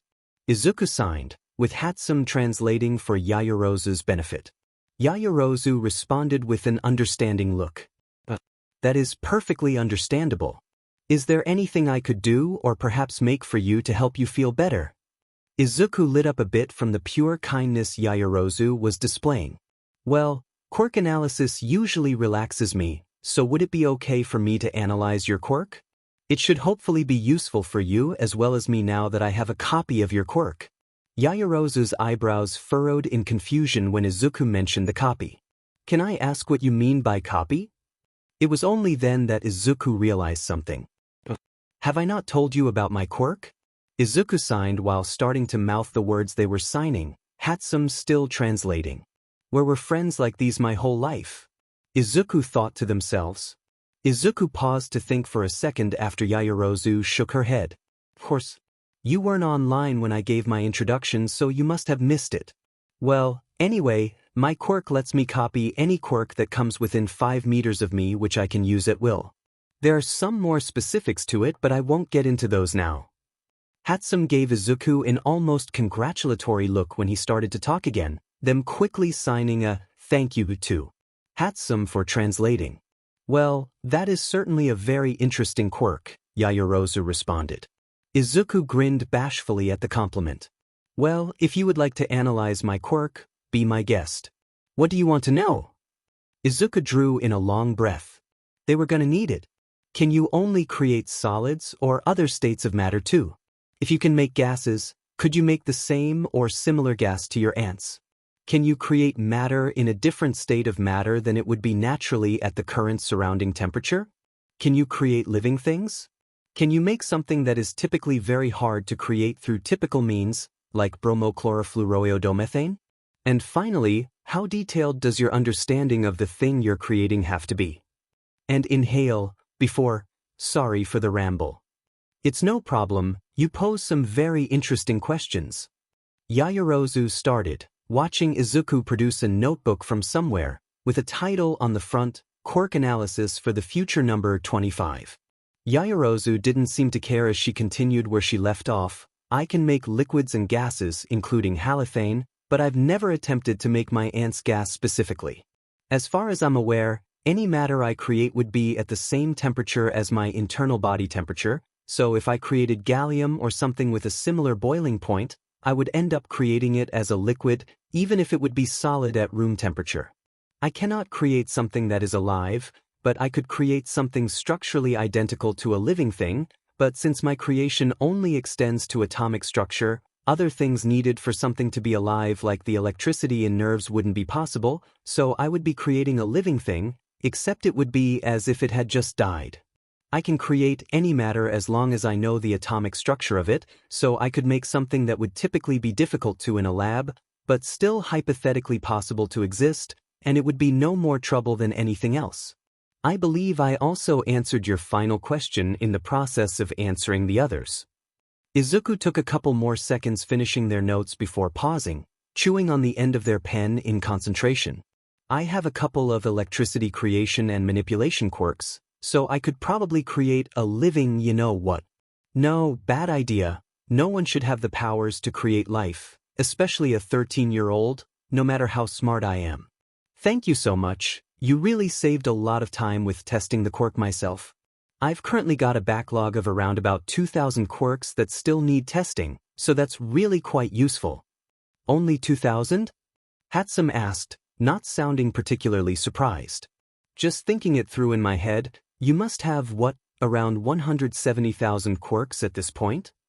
This seemed to shock Yaoyorozu out of her thinking, presumably trying to calculate it herself. And if I remember how you explained it before, you would have only been able to start testing once you turned 4 at least, but thinking practically, you couldn't have started testing until at least 8, maybe push it down to 6 with intelligence quirks. And estimating testing maybe 30 quirks a day.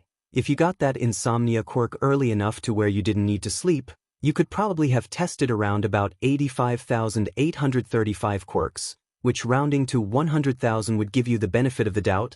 That's still nearly 100,000 quirks still left to test, no. Izuku was slightly giddy at the fact that someone else cared so much about their analysis. It was a nice change from the almost constant weird looks and whispering they would usually get. Well, many quirks are similar. Take one of the former number 1 heroes, Valant, and the American hero, Capitan Celebrity. They both have very similar quirks, so testing one would act as testing both. A lot of quirks are like this. About 15% of the quirks I have are general enhancements to strength, speed, stamina, etc. Also, because people who live near each other are probably closely related enough that their quirks are similar, it's more likely that the quirks I interact with will be similar. Izuku was going to continue, talking about their theory on how it's probable that manual and backdraft are probably related, but a certain friend had other plans. Have they gone off on one of their quirk tirades again? Shinszo asked with a fox's grin. Oh, it really is no problem. It was actually very interesting to hear about how they can manage so many quirks, Yaoyorozu stated. Hey Shinszo, this is Yaoyorozu, and this is Hatsum. Yaoyorozu, Hatsum, this is Shinszo. Shinszo gave a nod of acknowledgement towards the two, Yaoyorozu returning it, and Hatsum none the wiser, messing with her whatever it was.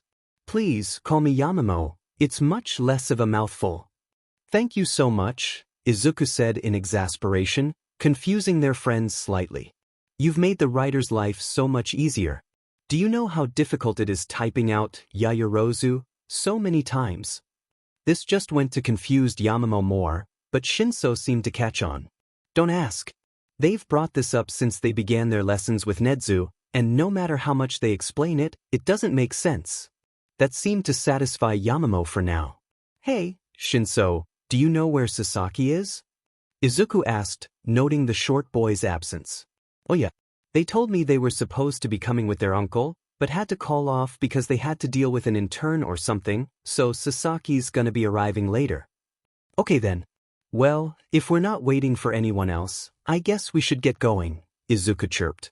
Yes, we wouldn't want to be late, Yamamo replied.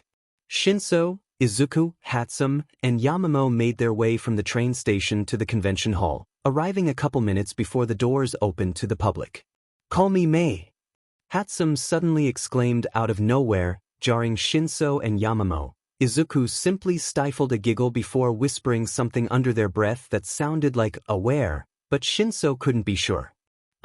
Of course, but if I can ask, what prompted you to declare this so energetically?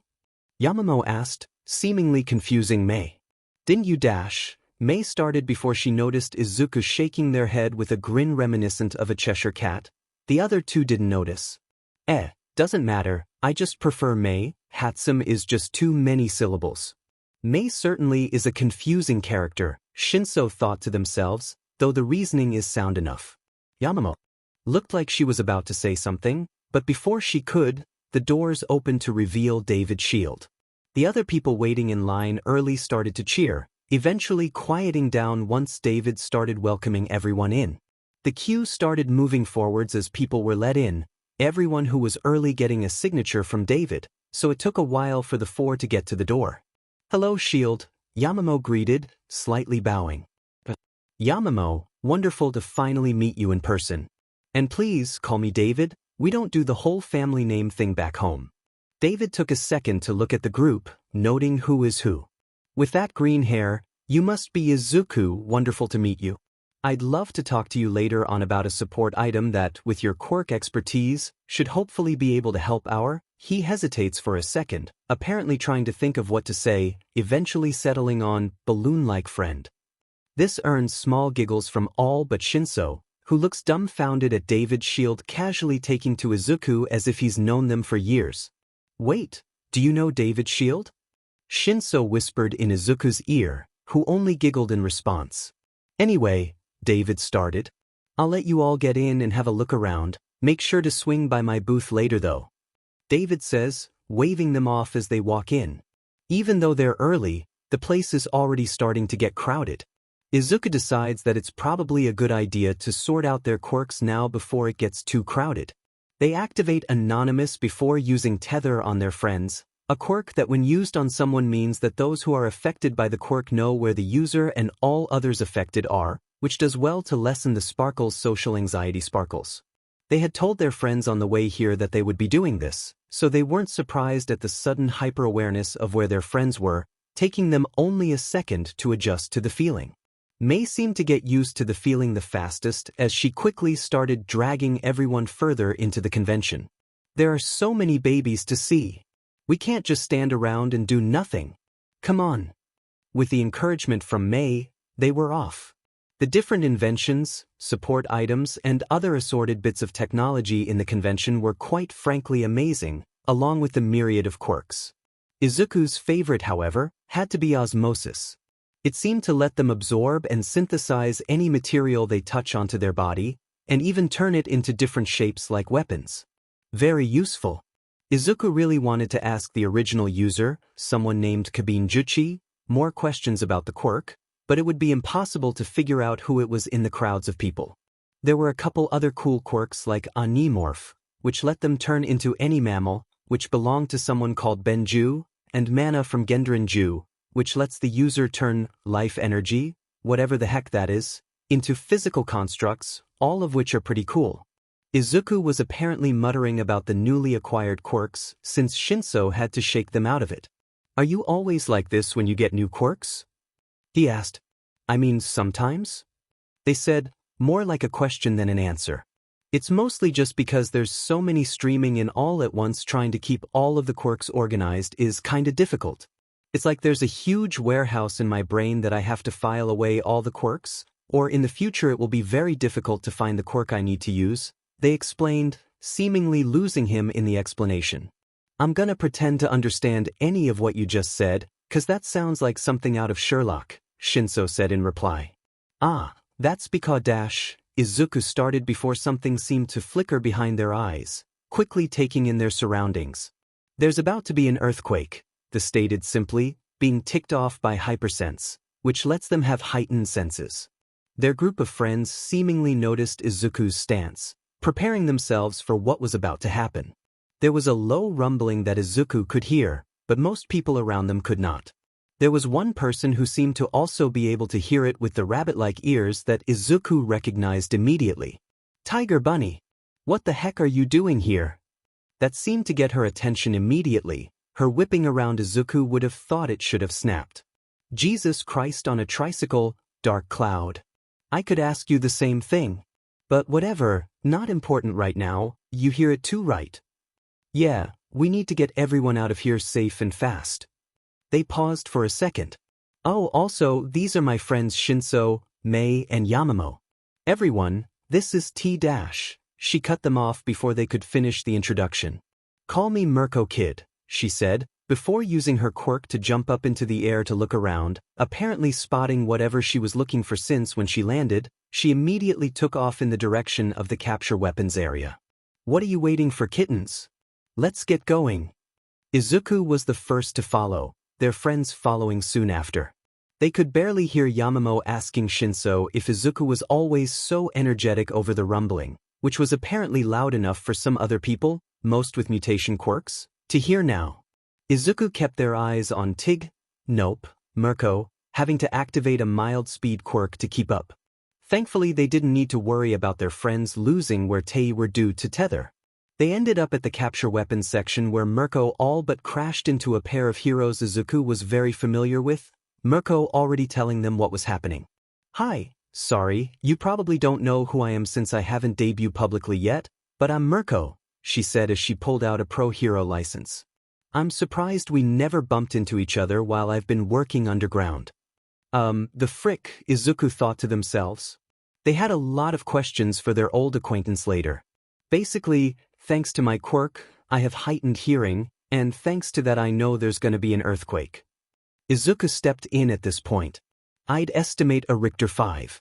Also, hey Aizawa, hey Hizashi. You know what, I'll ask later.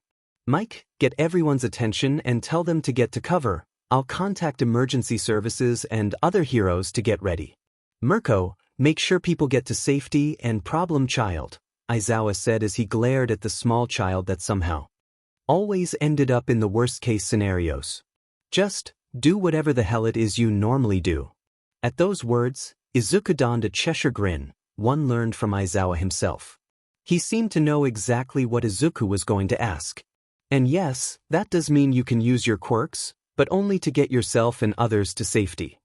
The maniacal giggle that followed should not be a sound someone so adorable should be able to make.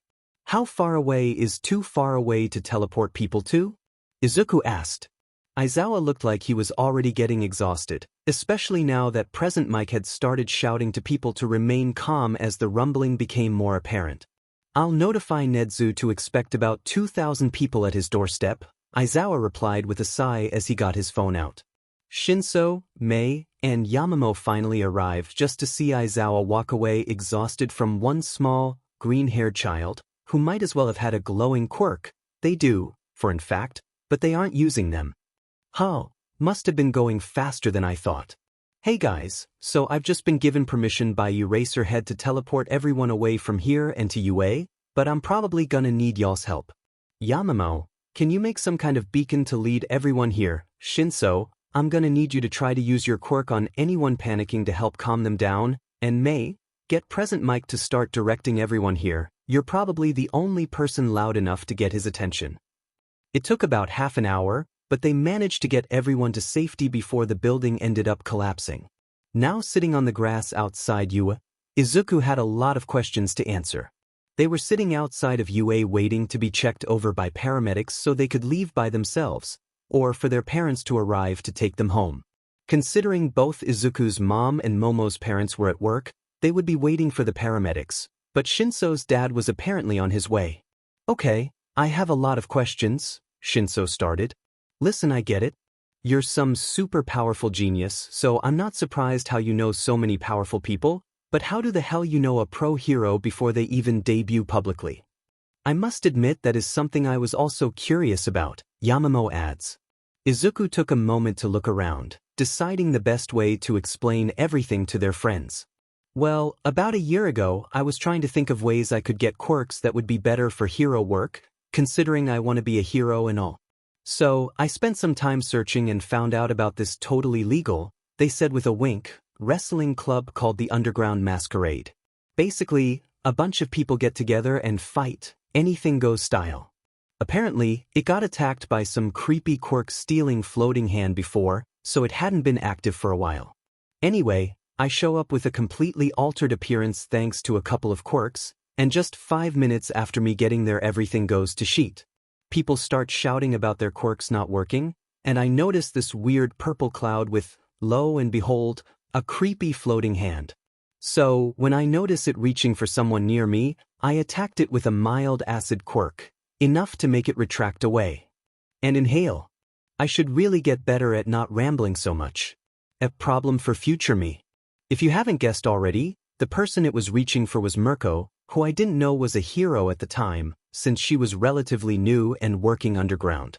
So, she introduced herself as Tiger Bunny, while I introduced myself as Dark Cloud. I really should have thought of a pseudonym to go by before I got there, but I hadn't, so I just went for the first thing that came to mind, which was the fact that I had just gotten the quirk of whatever the creepy hand thing was, which was a quirk called Warp Gate, the same one I used to get everyone here to UA. And inhale.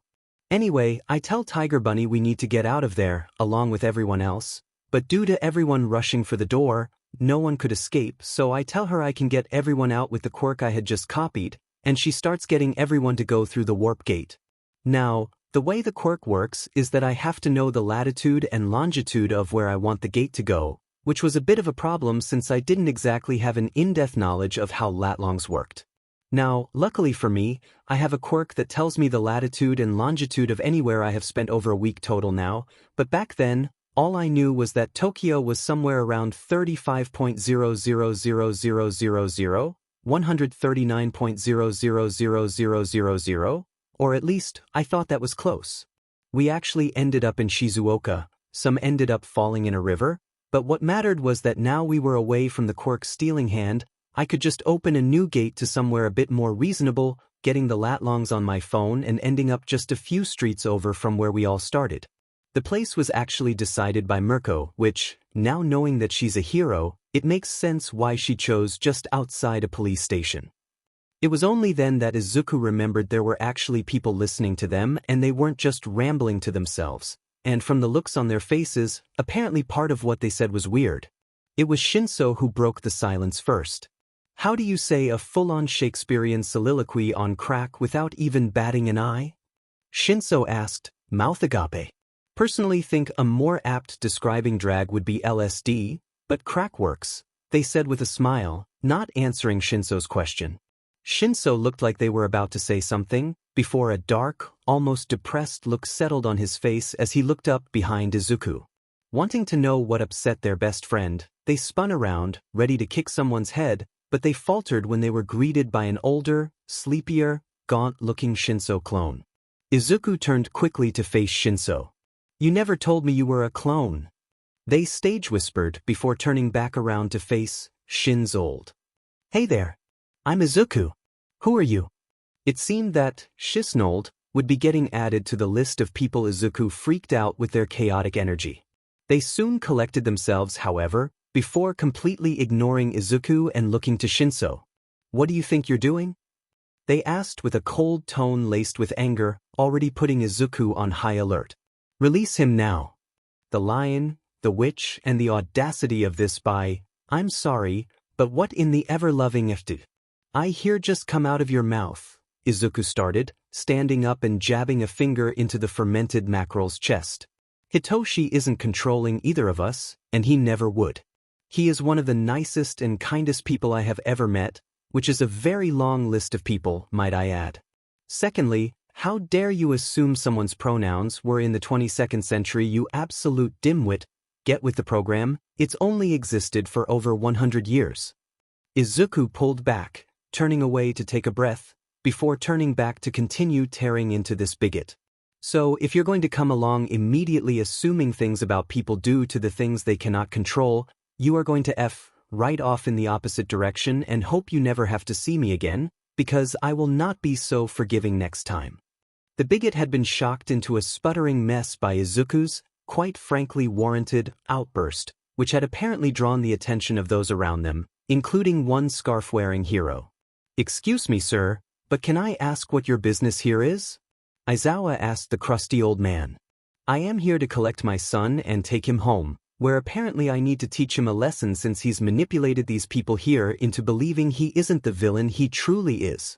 Most people wouldn't have noticed it, but Izuku saw Aizawa's eyes flash red for a split second, his hair looking like it got ruffled by a gust of non-existent wind, a sign of him activating his quirk, and also a sign that he is said. "Could I ask why you just claimed your own child as a villain? If they had committed a crime using their quirk, why haven't you reported it?" Aizawa was apparently much better at pretending not to hate someone's guts. "Well, they haven't committed a crime yet, but they will. They have a villain's quirk."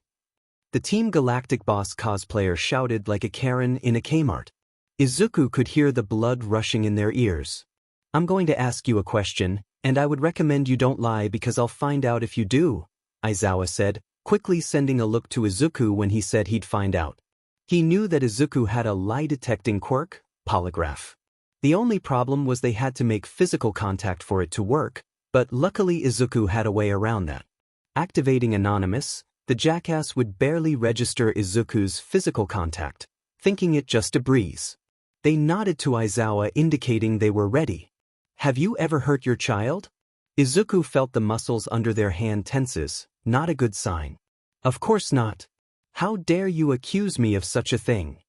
The seething anger would be warranted of anyone who was being truthful, but Izuku knew something that makes them even angrier. But they deactivate Anonymous and letting as much acidity into their voice as they can, they give the verdict. Lie.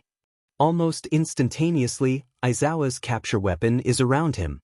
He tried to escape, shouting profanities, hurling insults left and right, even at the other people who were just standing by as he was unrightfully restrained, while Aizawa explained their rights and why they were being restrained, for legal reasons, before calling over some police officers to arrest him.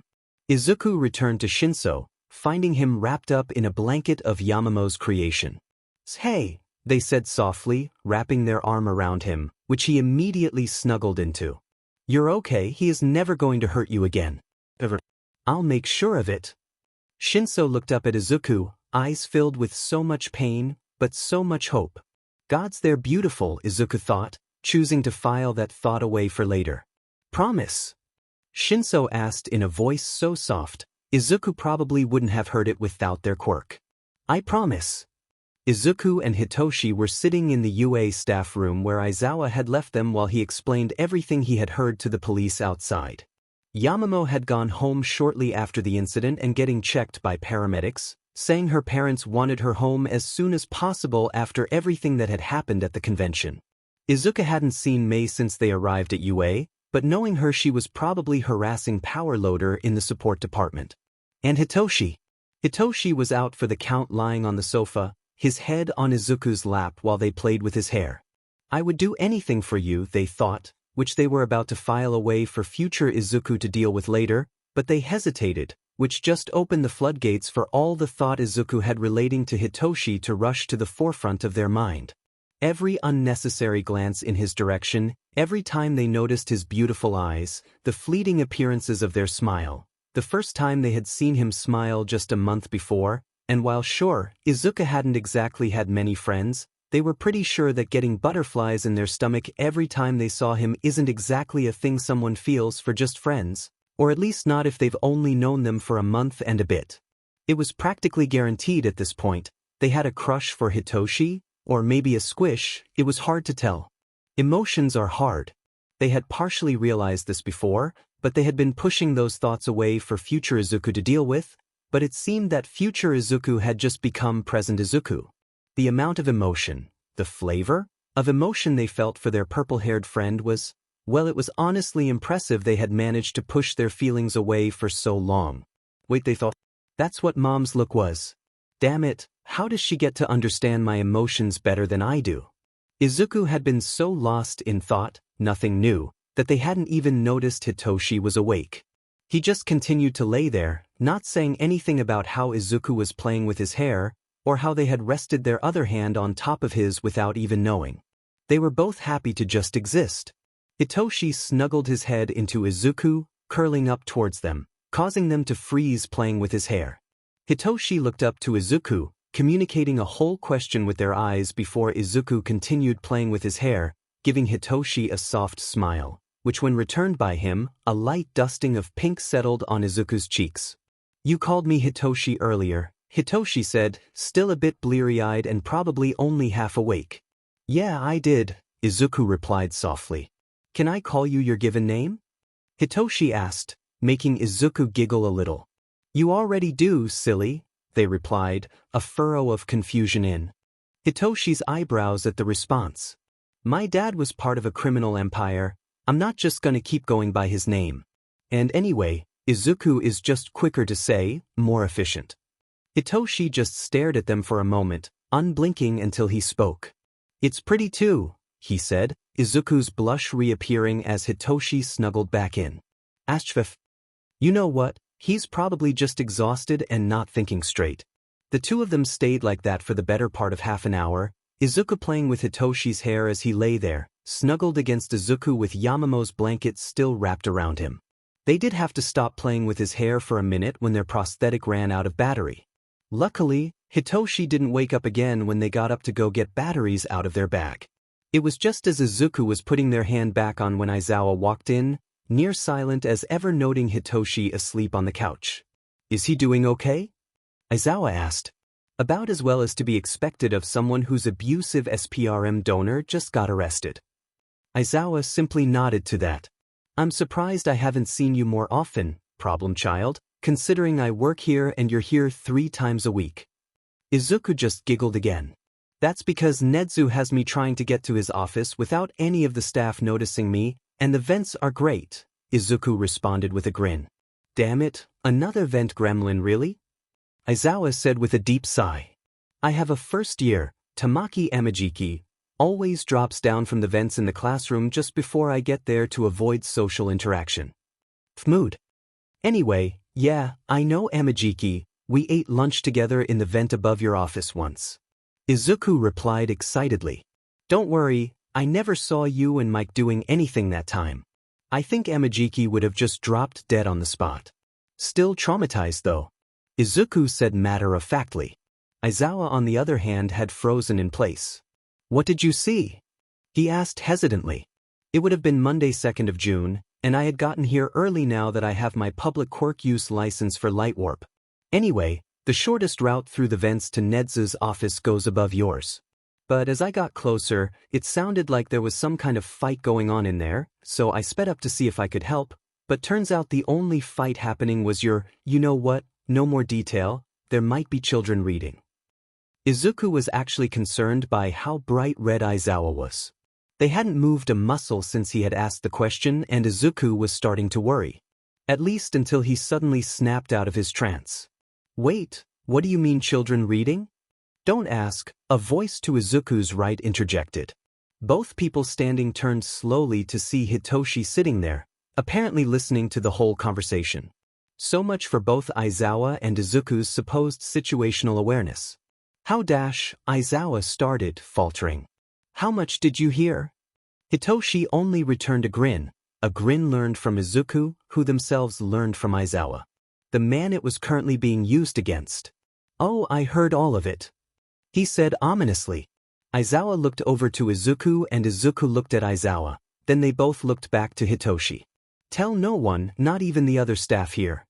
Izuku blinked, before whipping their head around to look at Aizawa. Wait, you're telling me none of the staff know? Yeah, Aizawa said, with more of a sigh than anything. I don't know how, considering we don't even try to hide that we're married. The only people who know are Midnight, Power Loader, and the Rat.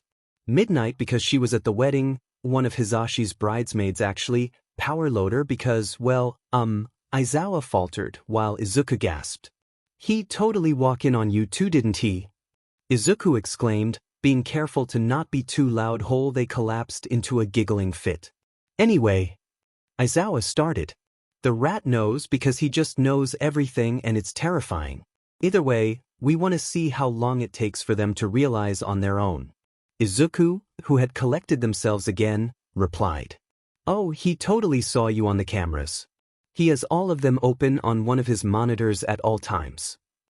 Apparently, this revelation was enough to make Aizawa freeze again. Oops, should I have not said that? Yeah, Hitoshi whispered to them. Anyway, Izuku tried to change the subject, doing the exact same as Aizawa just moments before. What's happening? What was it you came through to say? Aizawa recovered much quicker this time, before indicating to the sofa for Izuku and Hitoshi to sit down before sitting on the chair opposite. Sure. Aizawa stopped themselves before asking, what would you like me to call you? Shinszo is fine. It was my mom's family name and my dad took it since he didn't like his parents. Kinda ironic actually, Hitoshi ended with a dry chuckle. Okay, Aizawa replied with a nod. Shinszo, with your dad in police custody, do you have any other family that would take you in? At Hitoshi's headshake, Aizawa continued. I thought as much. So, in the event of an emergency in which a child cannot continue living with their previous legal guardians and doesn't have anyone they can now live with, heroes can foster the child if they were involved in the case. Since I was involved in the apprehension of your previous legal guardian, that means I can foster you if you want. If not, you would go into the foster system. The choice is up to you. Hitoshi sat there for a minute, mouth agape, before the biggest grin Izuku had ever seen on Hitoshi's face appeared there. They could even see some tears welling up in the corners of his eyes. I can't just say no to my favorite hero offering to foster me. I'd be insane. Hitoshi chuckled. Yeah, I'd be honored to be fostered by you. Everyone in the room decided to ignore the light pink cheeks of embarrassment on Aizawa's face in favor of being happy for Hitoshi. Aizawa got up and headed towards the door, fluffing Hitoshi's hair as he passed. Well, I'll go get the paperwork from the printer.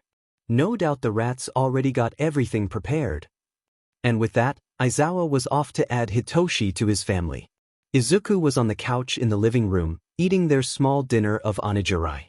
While photosynthesis let them get energy from the sun, they still needed to eat to get nutrients. The news was about to come on, which would inevitably talk about some villain attack and probably the earthquake at the convention center. Izuku had a theory about the earthquake and, hopefully, the news would confirm or deny it. The jingle of the news station played just as Izuku ate the last of their onigiri, and they grabbed their notebook and pen, ready to take notes. The familiar face and quirk of Miyagi appeared on screen, ready to read out the day's events. Good evening. This is NHK News. I'm Miyagi Daikaku. Earlier today, a peculiar earthquake struck a convention in Tokyo aimed at support items for heroes. It has been found that this freak earthquake was actually the result of a villain attack with a so far unknown motive.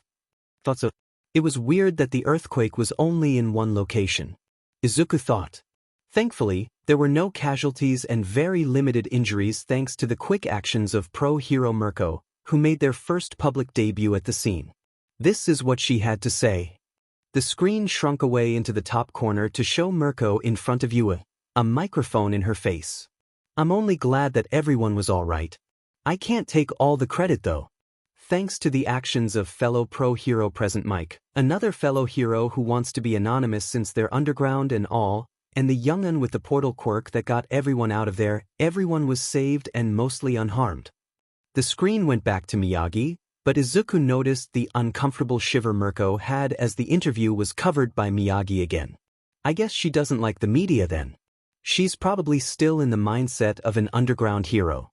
That was Mirko outside of world-renowned hero school UA, where a teenager, who will go unnamed due to privacy, managed to open a portal to with their quirk, effectively evacuating all those that attended the convention.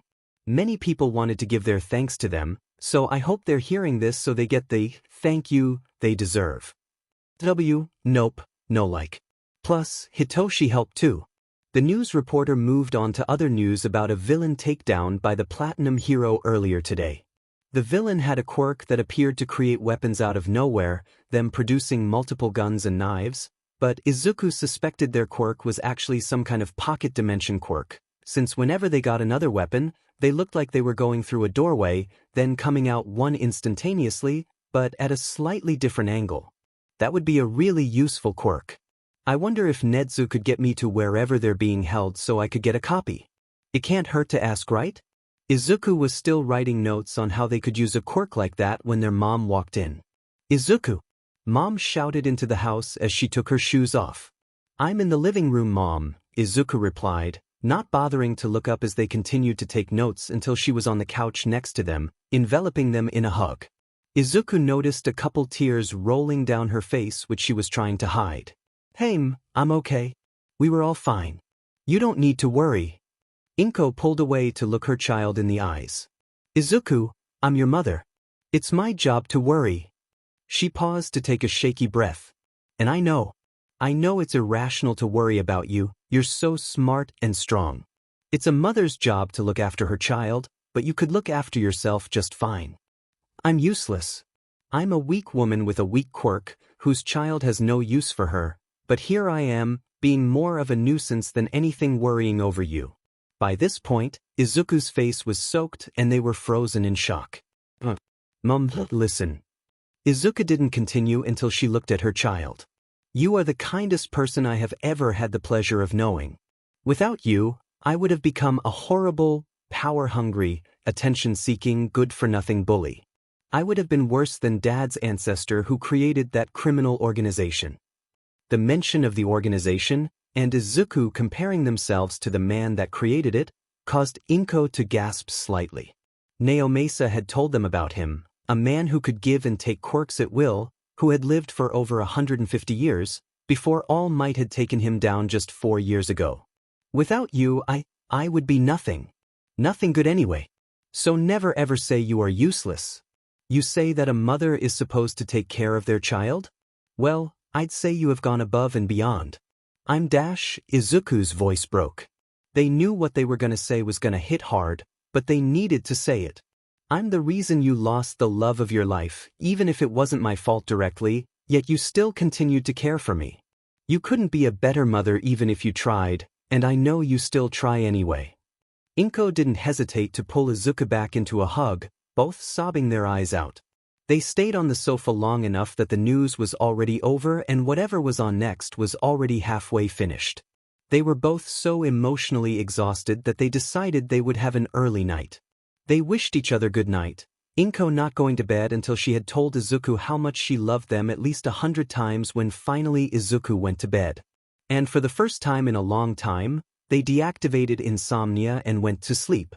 At least they were about to go to sleep when they realized that insomnia was the quirk of Roba Shinszo. I gotta tell Hitoshi that tomorrow. With a small chuckle, for the first time in 3 years, Izuku slept. God's damned, when you haven't dreamt in 3 years, that shit's insane. That was the first thought Izuku had when they woke up. And waking up too. When you haven't woken up in 3 years either, you realize how weird the whole concept is. Anyway, time to start planning for a birthday. Here is the sample you asked for, Izuku, Nedu simply stated, handing over the small vial of blood. The vial is made out of quirk suppressant material, so Replicate shouldn't be able to copy the quirk until you open it. Izuku nodded to Nedu as they took the vial from his paw. I also took the liberty of finding a few more quirks that could be useful to you in the future, all with the original user's consent, of course. Nedu handed over a manila folder, presumably filled with explanations of the various quirks. Thanks. Izuku responded with a smile, already thumbing through the various quirk files. I'd better get going now. I still have some planning to do for Hitoshi's birthday. Well, I won't hold you back any longer.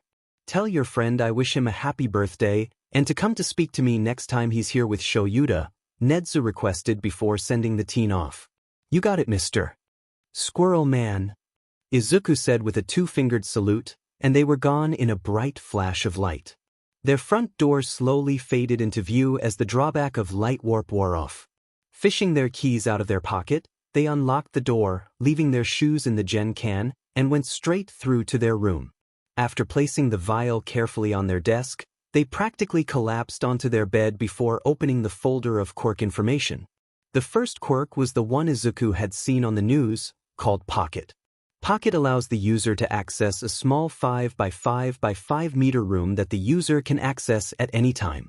No time passes while the user is in the room, and the user will not age while there. The user can bring anything on their person there, but they cannot bring another living thing in with them. Anyone watching the user will see them apparently step through an invisible doorway and come out on the other side with any changes the user made suddenly happening.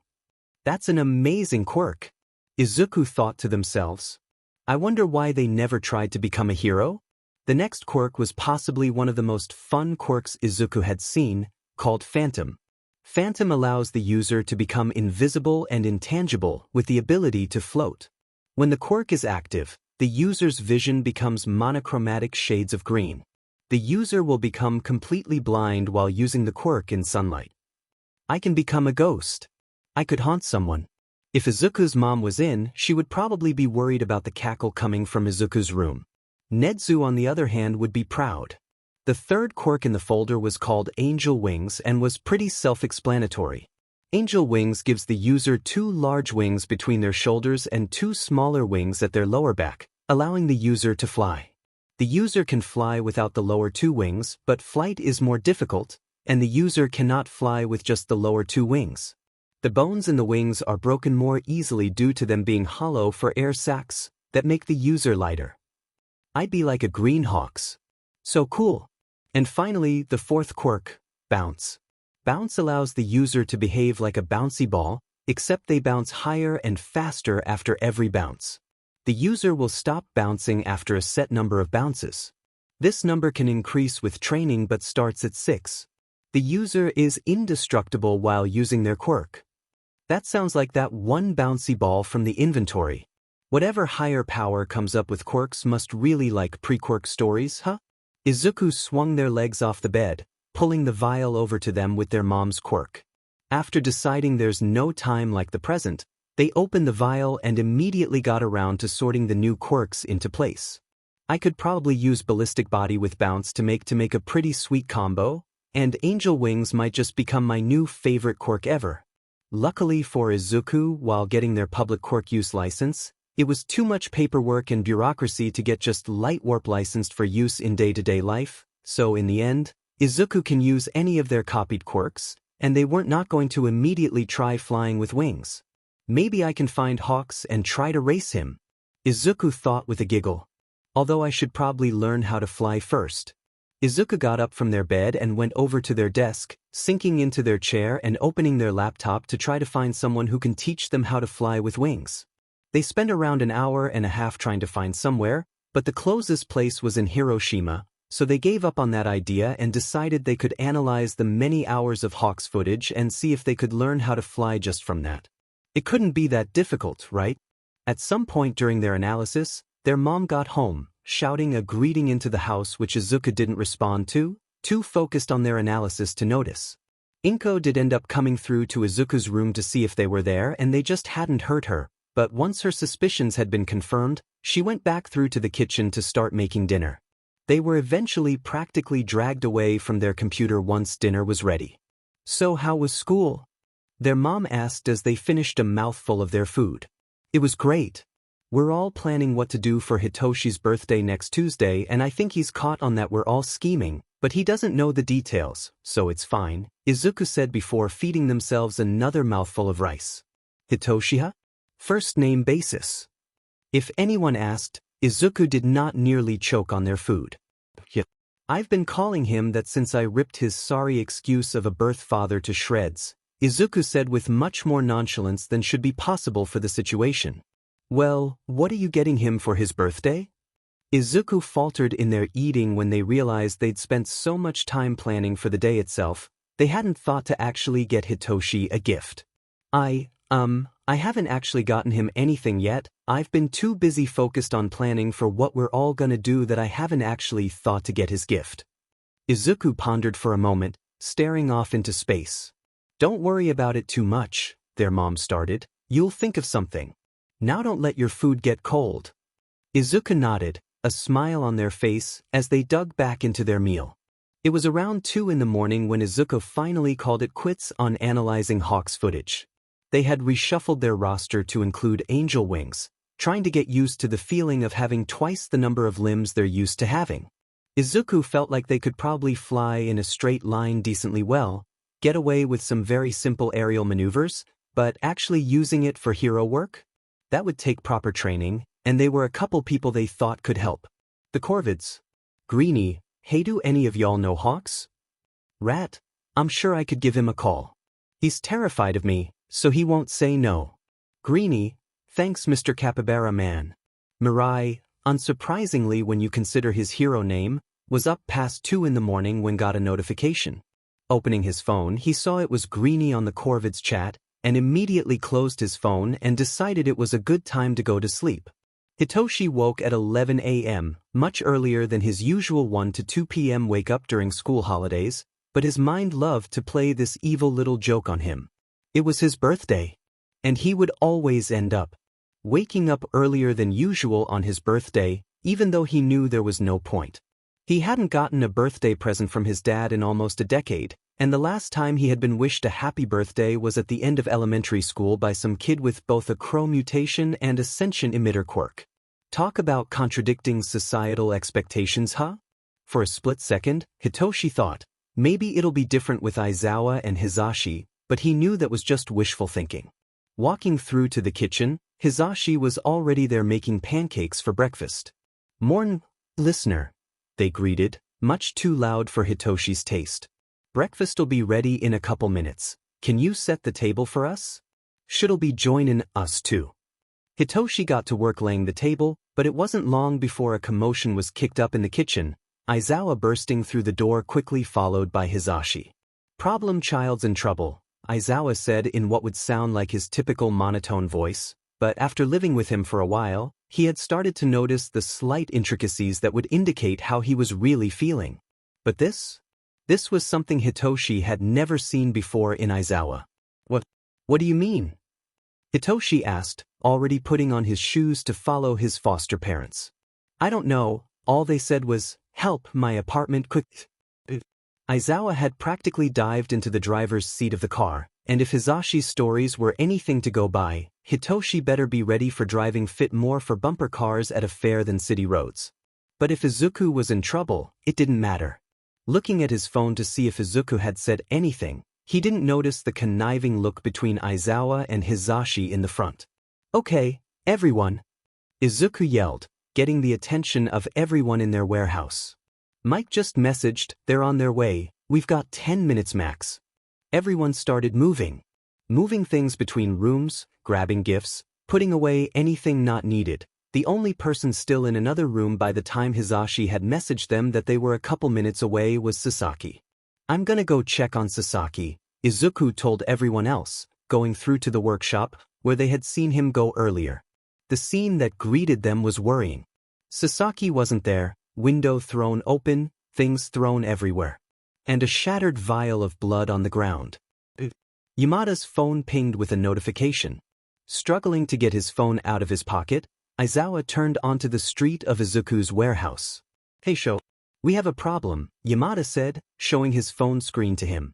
"Sheet," was all Shoyuta said before running out of the car and into the warehouse.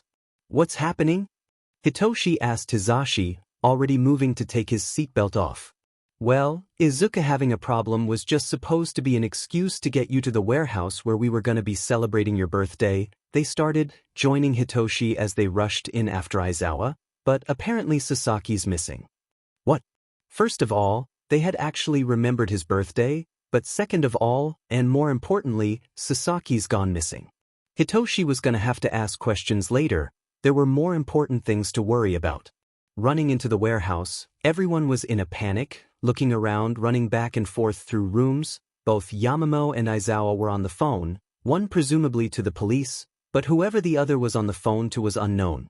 Knowing Izuku would be on their computer through in the workshop, Hitoshi went there immediately. He opened the door to see it in exactly the same condition it had been in when Izuku had first gone in, except for the glowing translucent magenta walls around the parts of the room that had been affected by whatever had happened. "Hitoshi!" Izuku exclaimed, jumping out of their chair to give him a hug, before starting back towards the computer. "Sorry your birthday was ruined," they said, "and don't worry about the glowy walls, it's a new quirk I got and I'm just making sure nothing interferes with the crime scene." "That doesn't matter right now," is all Hitoshi said in response. You're right, but I will be making it up to you, but preferably once we find Kaiseki." Hitoshi gave them a nod of acknowledgement before looking at the computer monitor. "Corvids, we have a situation. My friend has gone missing and there's what looks like a smashed vial of blood in the room he was last seen in. I take it this is the same situation Eraserhead called me for?" "Probably. Is there anything I can do to help? If you give me a name and a face I can have people watching for them." "Name, Sasaki Kaiseki. Quirk, statistician. Age, 13. Height, 156 centimeters. Identifying features, purple hair with a lime green stripe, orange-yellow horns, orange-yellow eyes, concentric rings." That can't be right. Kaiseki isn't missing. I'm in the same room as him right now. He's been unconscious in hospital for over 2 weeks. Izuku froze. Hitoshi, who had been reading over Izuku's shoulder, told them, "I'm gonna go tell Aizawa." "Okay, something weird's going on. But first of all, you're the uncle Kaiseki had talked about, right?" "I'm his uncle." "And you're saying he's been in hospital for 2 weeks. Did he end up there the same day he was supposed to be at the support convention in Tokyo?" "I was supposed to be taking him there, but my sibling had called me in the early hours of the morning saying there had been a break-in and Kaiseki was unresponsive. His phone and a handful of his clothes had been taken as well. When we got to the hospital, the doctor told us he had lost 35% of his blood, but there had been barely any blood on the scene. He's been unresponsive ever since. He still wakes up and does the bare minimum for survival, but other than that, nothing. The doctors said he's under the effect of a quirk that should be wearing off a bit after 9 this evening." "Okay, what hospital are you at?" "Shizuoka Saisekai General." "Okay, I'll be there in a minute." Izuku quickly opened Google Maps and got the coordinates of the hospital, before running through to the main room. "Everyone, I'm taking Eraser and we're going to see Kaiseki. You'll all get a message in about half an hour about what the hell is going on. You don't need to panic." And with that, they opened a warp gate to the hospital, dragging Aizawa with them. "Damn it," he whispered to himself, before getting out his phone and calling the first number on his contact list. He picked up after 2 rings. "What do you want now, brat?" "First of all, I told you not to call me brat. Second of all, I'ma need a ride to Shizuoka Saisekai General." "Needy Beach, I'll be there in a minute." is all he got as a reply before the line went dead. So, run me by this one more time. I need to make sure this doesn't end in anyone getting hurt. Izuku and Aizawa had arrived at the hospital and were sitting by Kaiseki's bed with Sasaki Mirai, DK Sir Night Eye. He should have woken up last night, but apparently, the blood transfusion had caused some complications due to an unknown mutation aspect of his quirk, so the doctors had to put him into a coma while they waited for a doctor with a blood-type manipulation quirk to fix the problem. So, I will use Mind Walk to see Kaiseki's memories. This will let me see who attacked him. The only problem with the quirk is that what feels like 5 minutes to me will actually be a whole hour, and if I spend too long looking through someone's memories, his and I's memories can get jumbled, which is bad. So, if I'm not out in 12 hours, I'll need you to cancel my quirk. Also, if anything unexpected happens, like Kaiseki starts waking up or the doctors need to do something, cancel my quirk. I'm using other quirks to block your quirk from interfering with any quirk other than Mind Walk, so that isn't a problem to worry about. Aizawa gave Izuku a nod in response. Finally, Sasaki, Izuku started, in reference to Mirai, I need you to agree to me looking through his memories for 2 reasons. 1, to authorize the usage of my quirk, and 2, familial consent, and it's easier for me to just get both from you. Izuku looked to Night Eye for the answer. I give my permission to look through Kaiseki's memories to find the identity of his attacker. Izuku gave their nod of acknowledgement before looking to Aizawa. Start the timer, they said, before appearing to zone out. Now, Izuku had only ever used this quirk once before, and that had ended in them nearly dying of hydration, and the target, the original owner of the quirkium Yokajire, in hospital for what was almost a brain aneurysm, but that isn't important right now. Remembering the memories of a different person is a strange experience. Izuku knew this already, of course, but it's still just as unnerving the second time. Walking through his memories is almost like dreaming, where you can still see all the elements of the memory, but they're disjointed and often make little to no sense. Along with that was the random knowledge they would gain directly from the subject's thoughts during the actual event of the memory. Luckily for Izuku, however, is that the coma Kaiseki was in meant that he didn't dream, so the most recent memory would have to be his attack. One other problem with memories behaving like dreams is that a lot of what was actually there might not appear like it actually was, and rather a symbolic representation, so when Izuku is greeted with the void of space, red nebulous streaks surrounding, and a giant feral kitten, a beige Siamese, about the size of a small lion attacking Kaiseki, they aren't all too shocked. Neither when its head seems to shrink in on itself, only to be replaced by the head of a bat, and bite into Kaiseki's neck. The red waves of stardust seemed to glow brighter at that moment before the world went completely dark. To put it simply, Izuku had their work cut out for them. They rewound the clock back to the start of the memory to get a closer look at the cat. It had extremely distinctive golden yellow eyes, and abnormally large canines, bordering on saber-toothed, and Izuku could tell that Kaiseki had identified them as female. Next, Izuku moved the memory forwards to the point of the bat head, leading Izuku to assume that they had some kind of vampirism quirk, which would explain the shattered vial of blood. Izuku had an idea of what the quirk was already, but the final thing Izuku hadn't noticed the first time round but had noticed now, was the fur of the Batcat Chimera beginning to change to purple with stripes of lime green in the instant before the world went dark. That's time, Shoyuta thought to himself, before activating his quirk against Izuku. The quick shake of their head was the only indication they were conscious again. Young female, blonde hair, golden yellow eyes, shape-shifting quirk based on the digestion of DNA, probably blood specifically. Izuku managed to get in, before flopping back in their chair and passing out, unconscious once again. I'll get this to Naomasa, and we'll start looking, he said to Sasaki, getting up to leave, phone coming up to his ear. Aizawa, I don't have any leads, I'm really hoping you do, the voice of Naomasa stated bluntly. Look for a young blonde girl with a shape-shifting quirk, something to do with turning into anyone they drink blood from. I'll get back to you if I find anything, Naomasa responded, abruptly ending the call. Now where can I get some coffee? Shoyuta thought. Izuku'll probably need some too. Izuku woke with a start, quickly sitting up in the chair he had been in.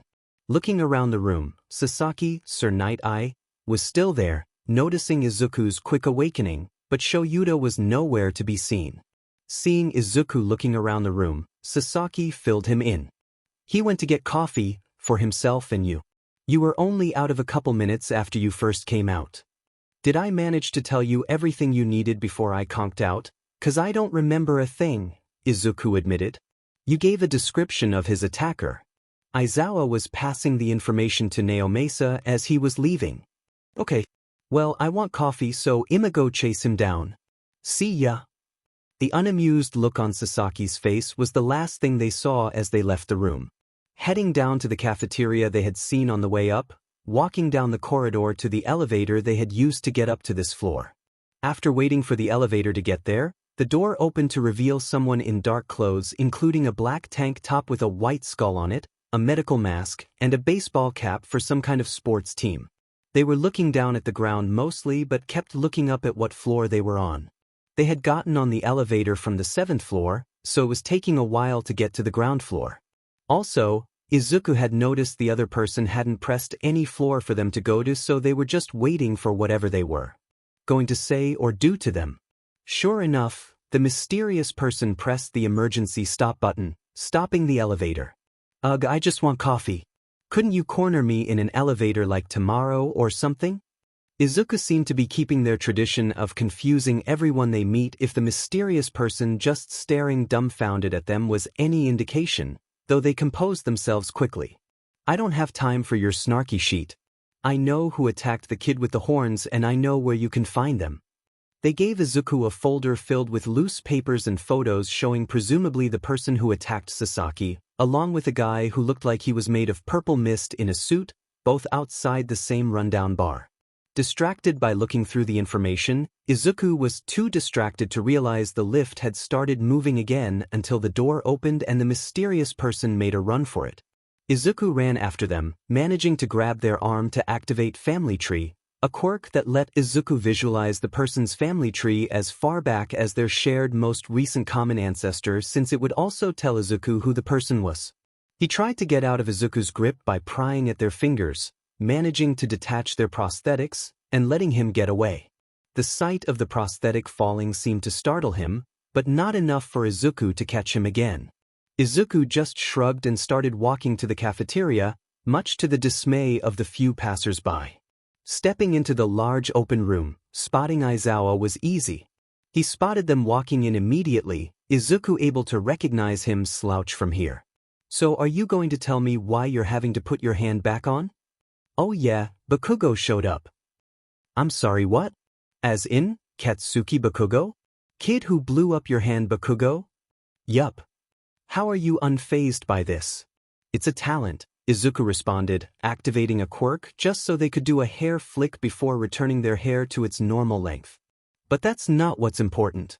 First of all, he was all disguised and whatnot, so the only reason I knew it was him was thanks to a quirk, but he gave me this. A bunch of information on the people, that's right, people, plural, who are responsible for what happened to Kaiseki.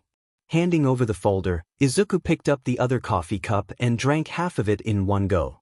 So, Bakugo just gave this to you? Why? Aizawa asked. Hell if I know. And I've been to hell. Aizawa just stared at them, not knowing, or more accurately not wanting to know, if they were joking or being serious. He was very secure in his atheism, thank you very much. I'm gonna swing by his house later to find out what the F this is all about, but you can use your hero powers to find out if this is accurate and whatnot. Now I'm leaving, hospitals are the worst with my quirk. Way too much happening at once. Bye. And with a two-fingered salute, Izuku vanished in a flash of light. Hitoshi was sitting at the desk in his room playing with the playing cards Kin had gotten him for his birthday, listening to The Crane Wives through the sound-canceling headphones Momo had gotten him. They were also the reason he didn't hear his window opening, only realizing because the cards got blown off his desk. Spinning in his chair and taking the headphones of Hitoshi was greeted by that familiar bashful grin Izuku seemed to reserve only for him. Surprise!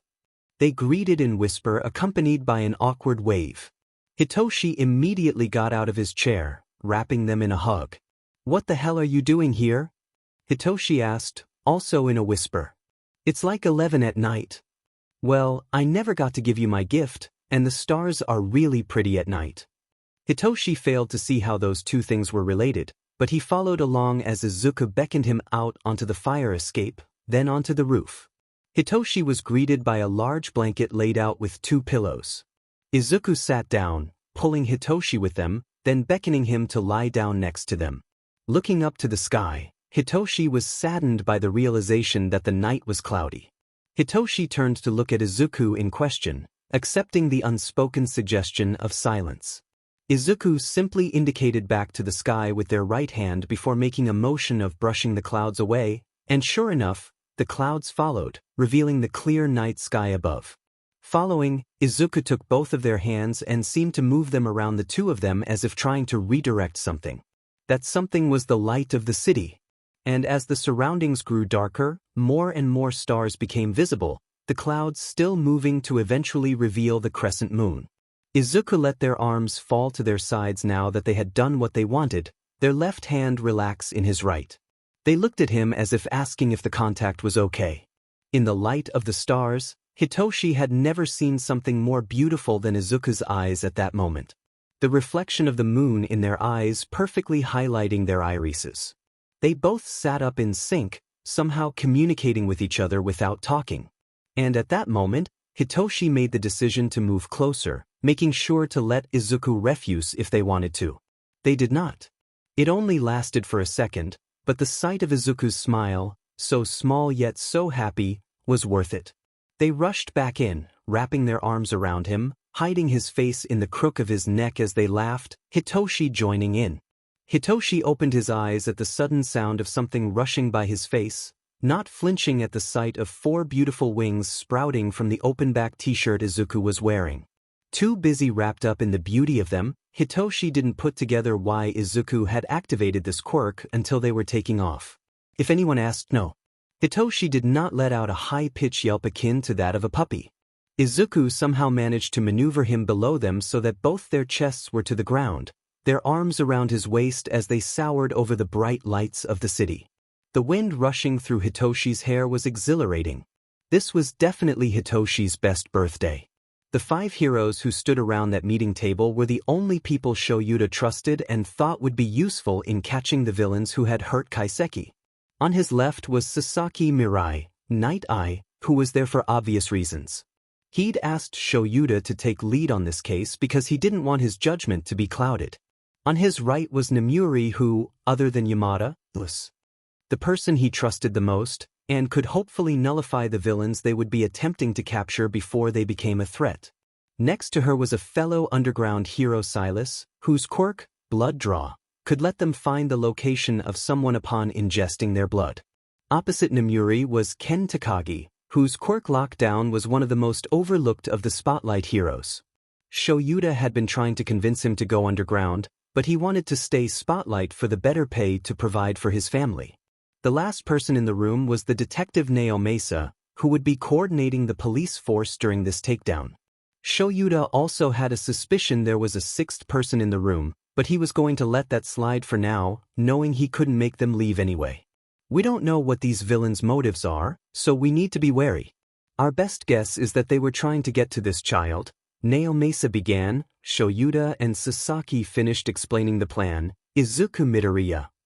What do they want with them? Takagi asked. There's nothing in their file that I can see would be motive for being a target of an elaborate attack like this. That's because all the interesting stuff has been removed. The intangible voice of a child responded right in his ear. Ken was quick to react, spinning about and going in to lock the speaker in place, but is surprised to see no one there.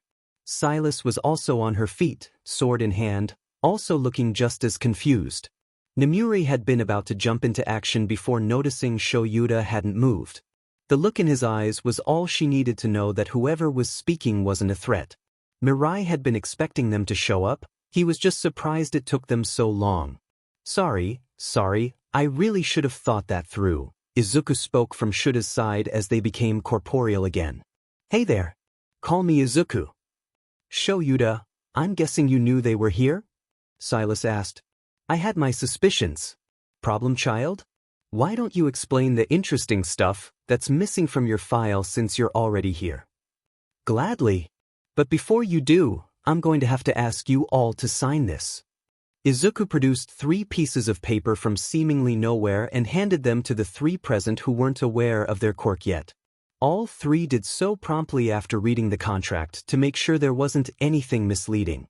Once they had been signed, they crumbled into glowing gold dust which floated up to form the shape of a padlock in front of the signers' faces. Izuku nodded, satisfied, before continuing. So, my quirk is called Replicate. It copies any quirk I get close to and I can use it at any time. I just used one of them, Secrecy, to make sure you can't tell anyone about my quirk. You'll still be able to talk to others who already know about it, and people who you aren't aware are listening can still overhear you talking about it, but you won't be able to purposefully tell anyone who doesn't yet know. There's some other nuances to it, but that's the basic gist, so you can imagine why a group of villains might be after me.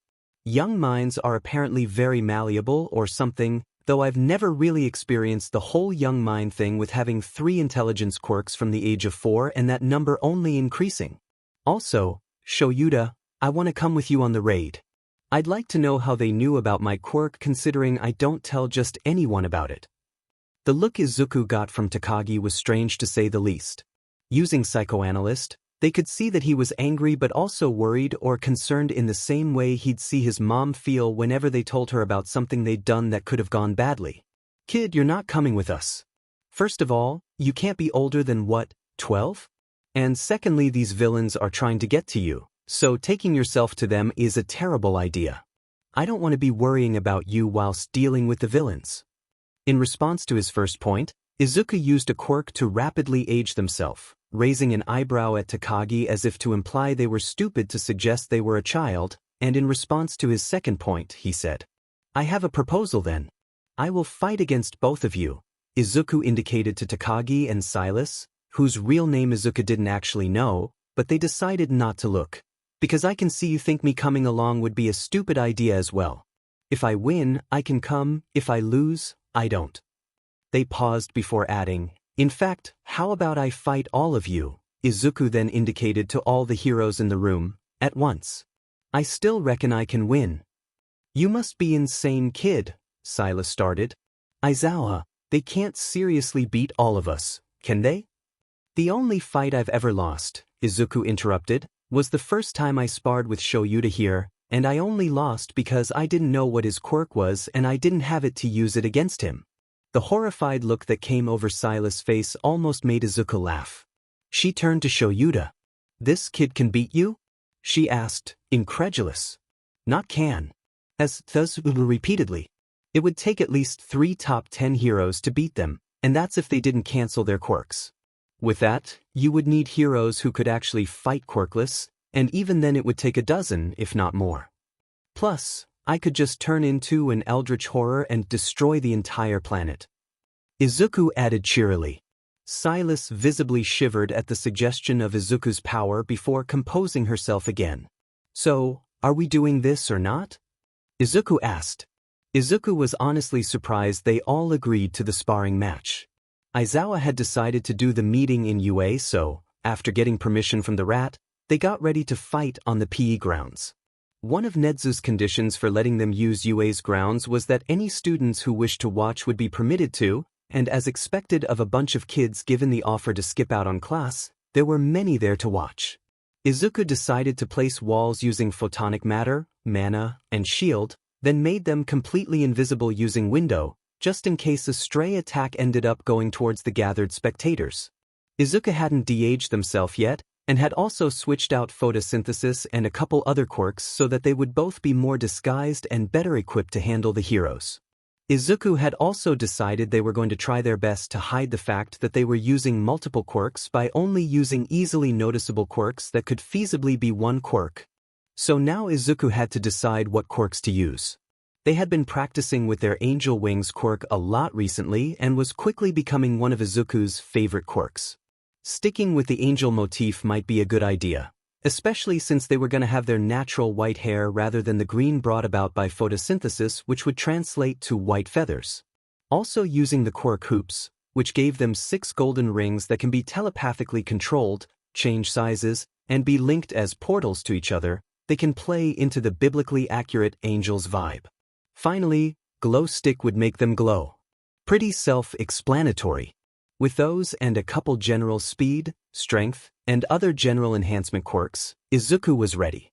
Deactivating Phantom, the world around them became visible again, and they became visible to the 5 heroes on the opposite side of the gym court to them, as well as the gathered students who were there to watch. Izuku noticed the lack of first-year hero students in the crowd, which was a bit of a shock before they realized they probably either had their first hero training exams before the summer break. Bringing their attention back to the fight that was about to take place, Izuku noted that the sun was behind the heroes, so they would want to change that as quick as possible. They already knew how they were going to deal with Shuta's quirk since they'd already come up with a countless number in the past 5 years of knowing him.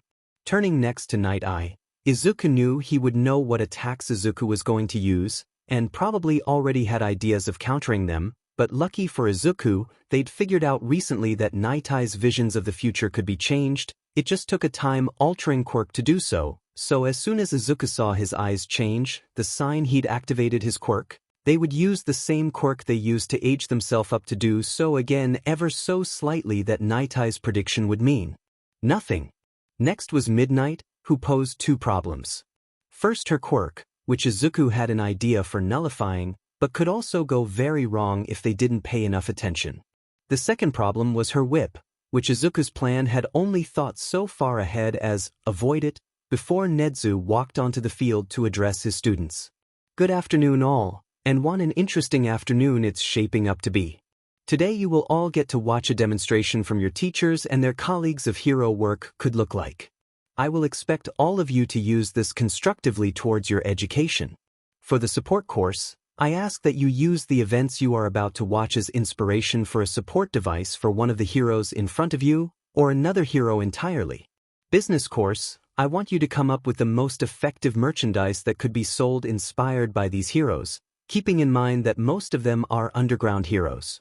And to the general studies course, you should take notes and write an essay on the fight as if it were a scene from a movie or play.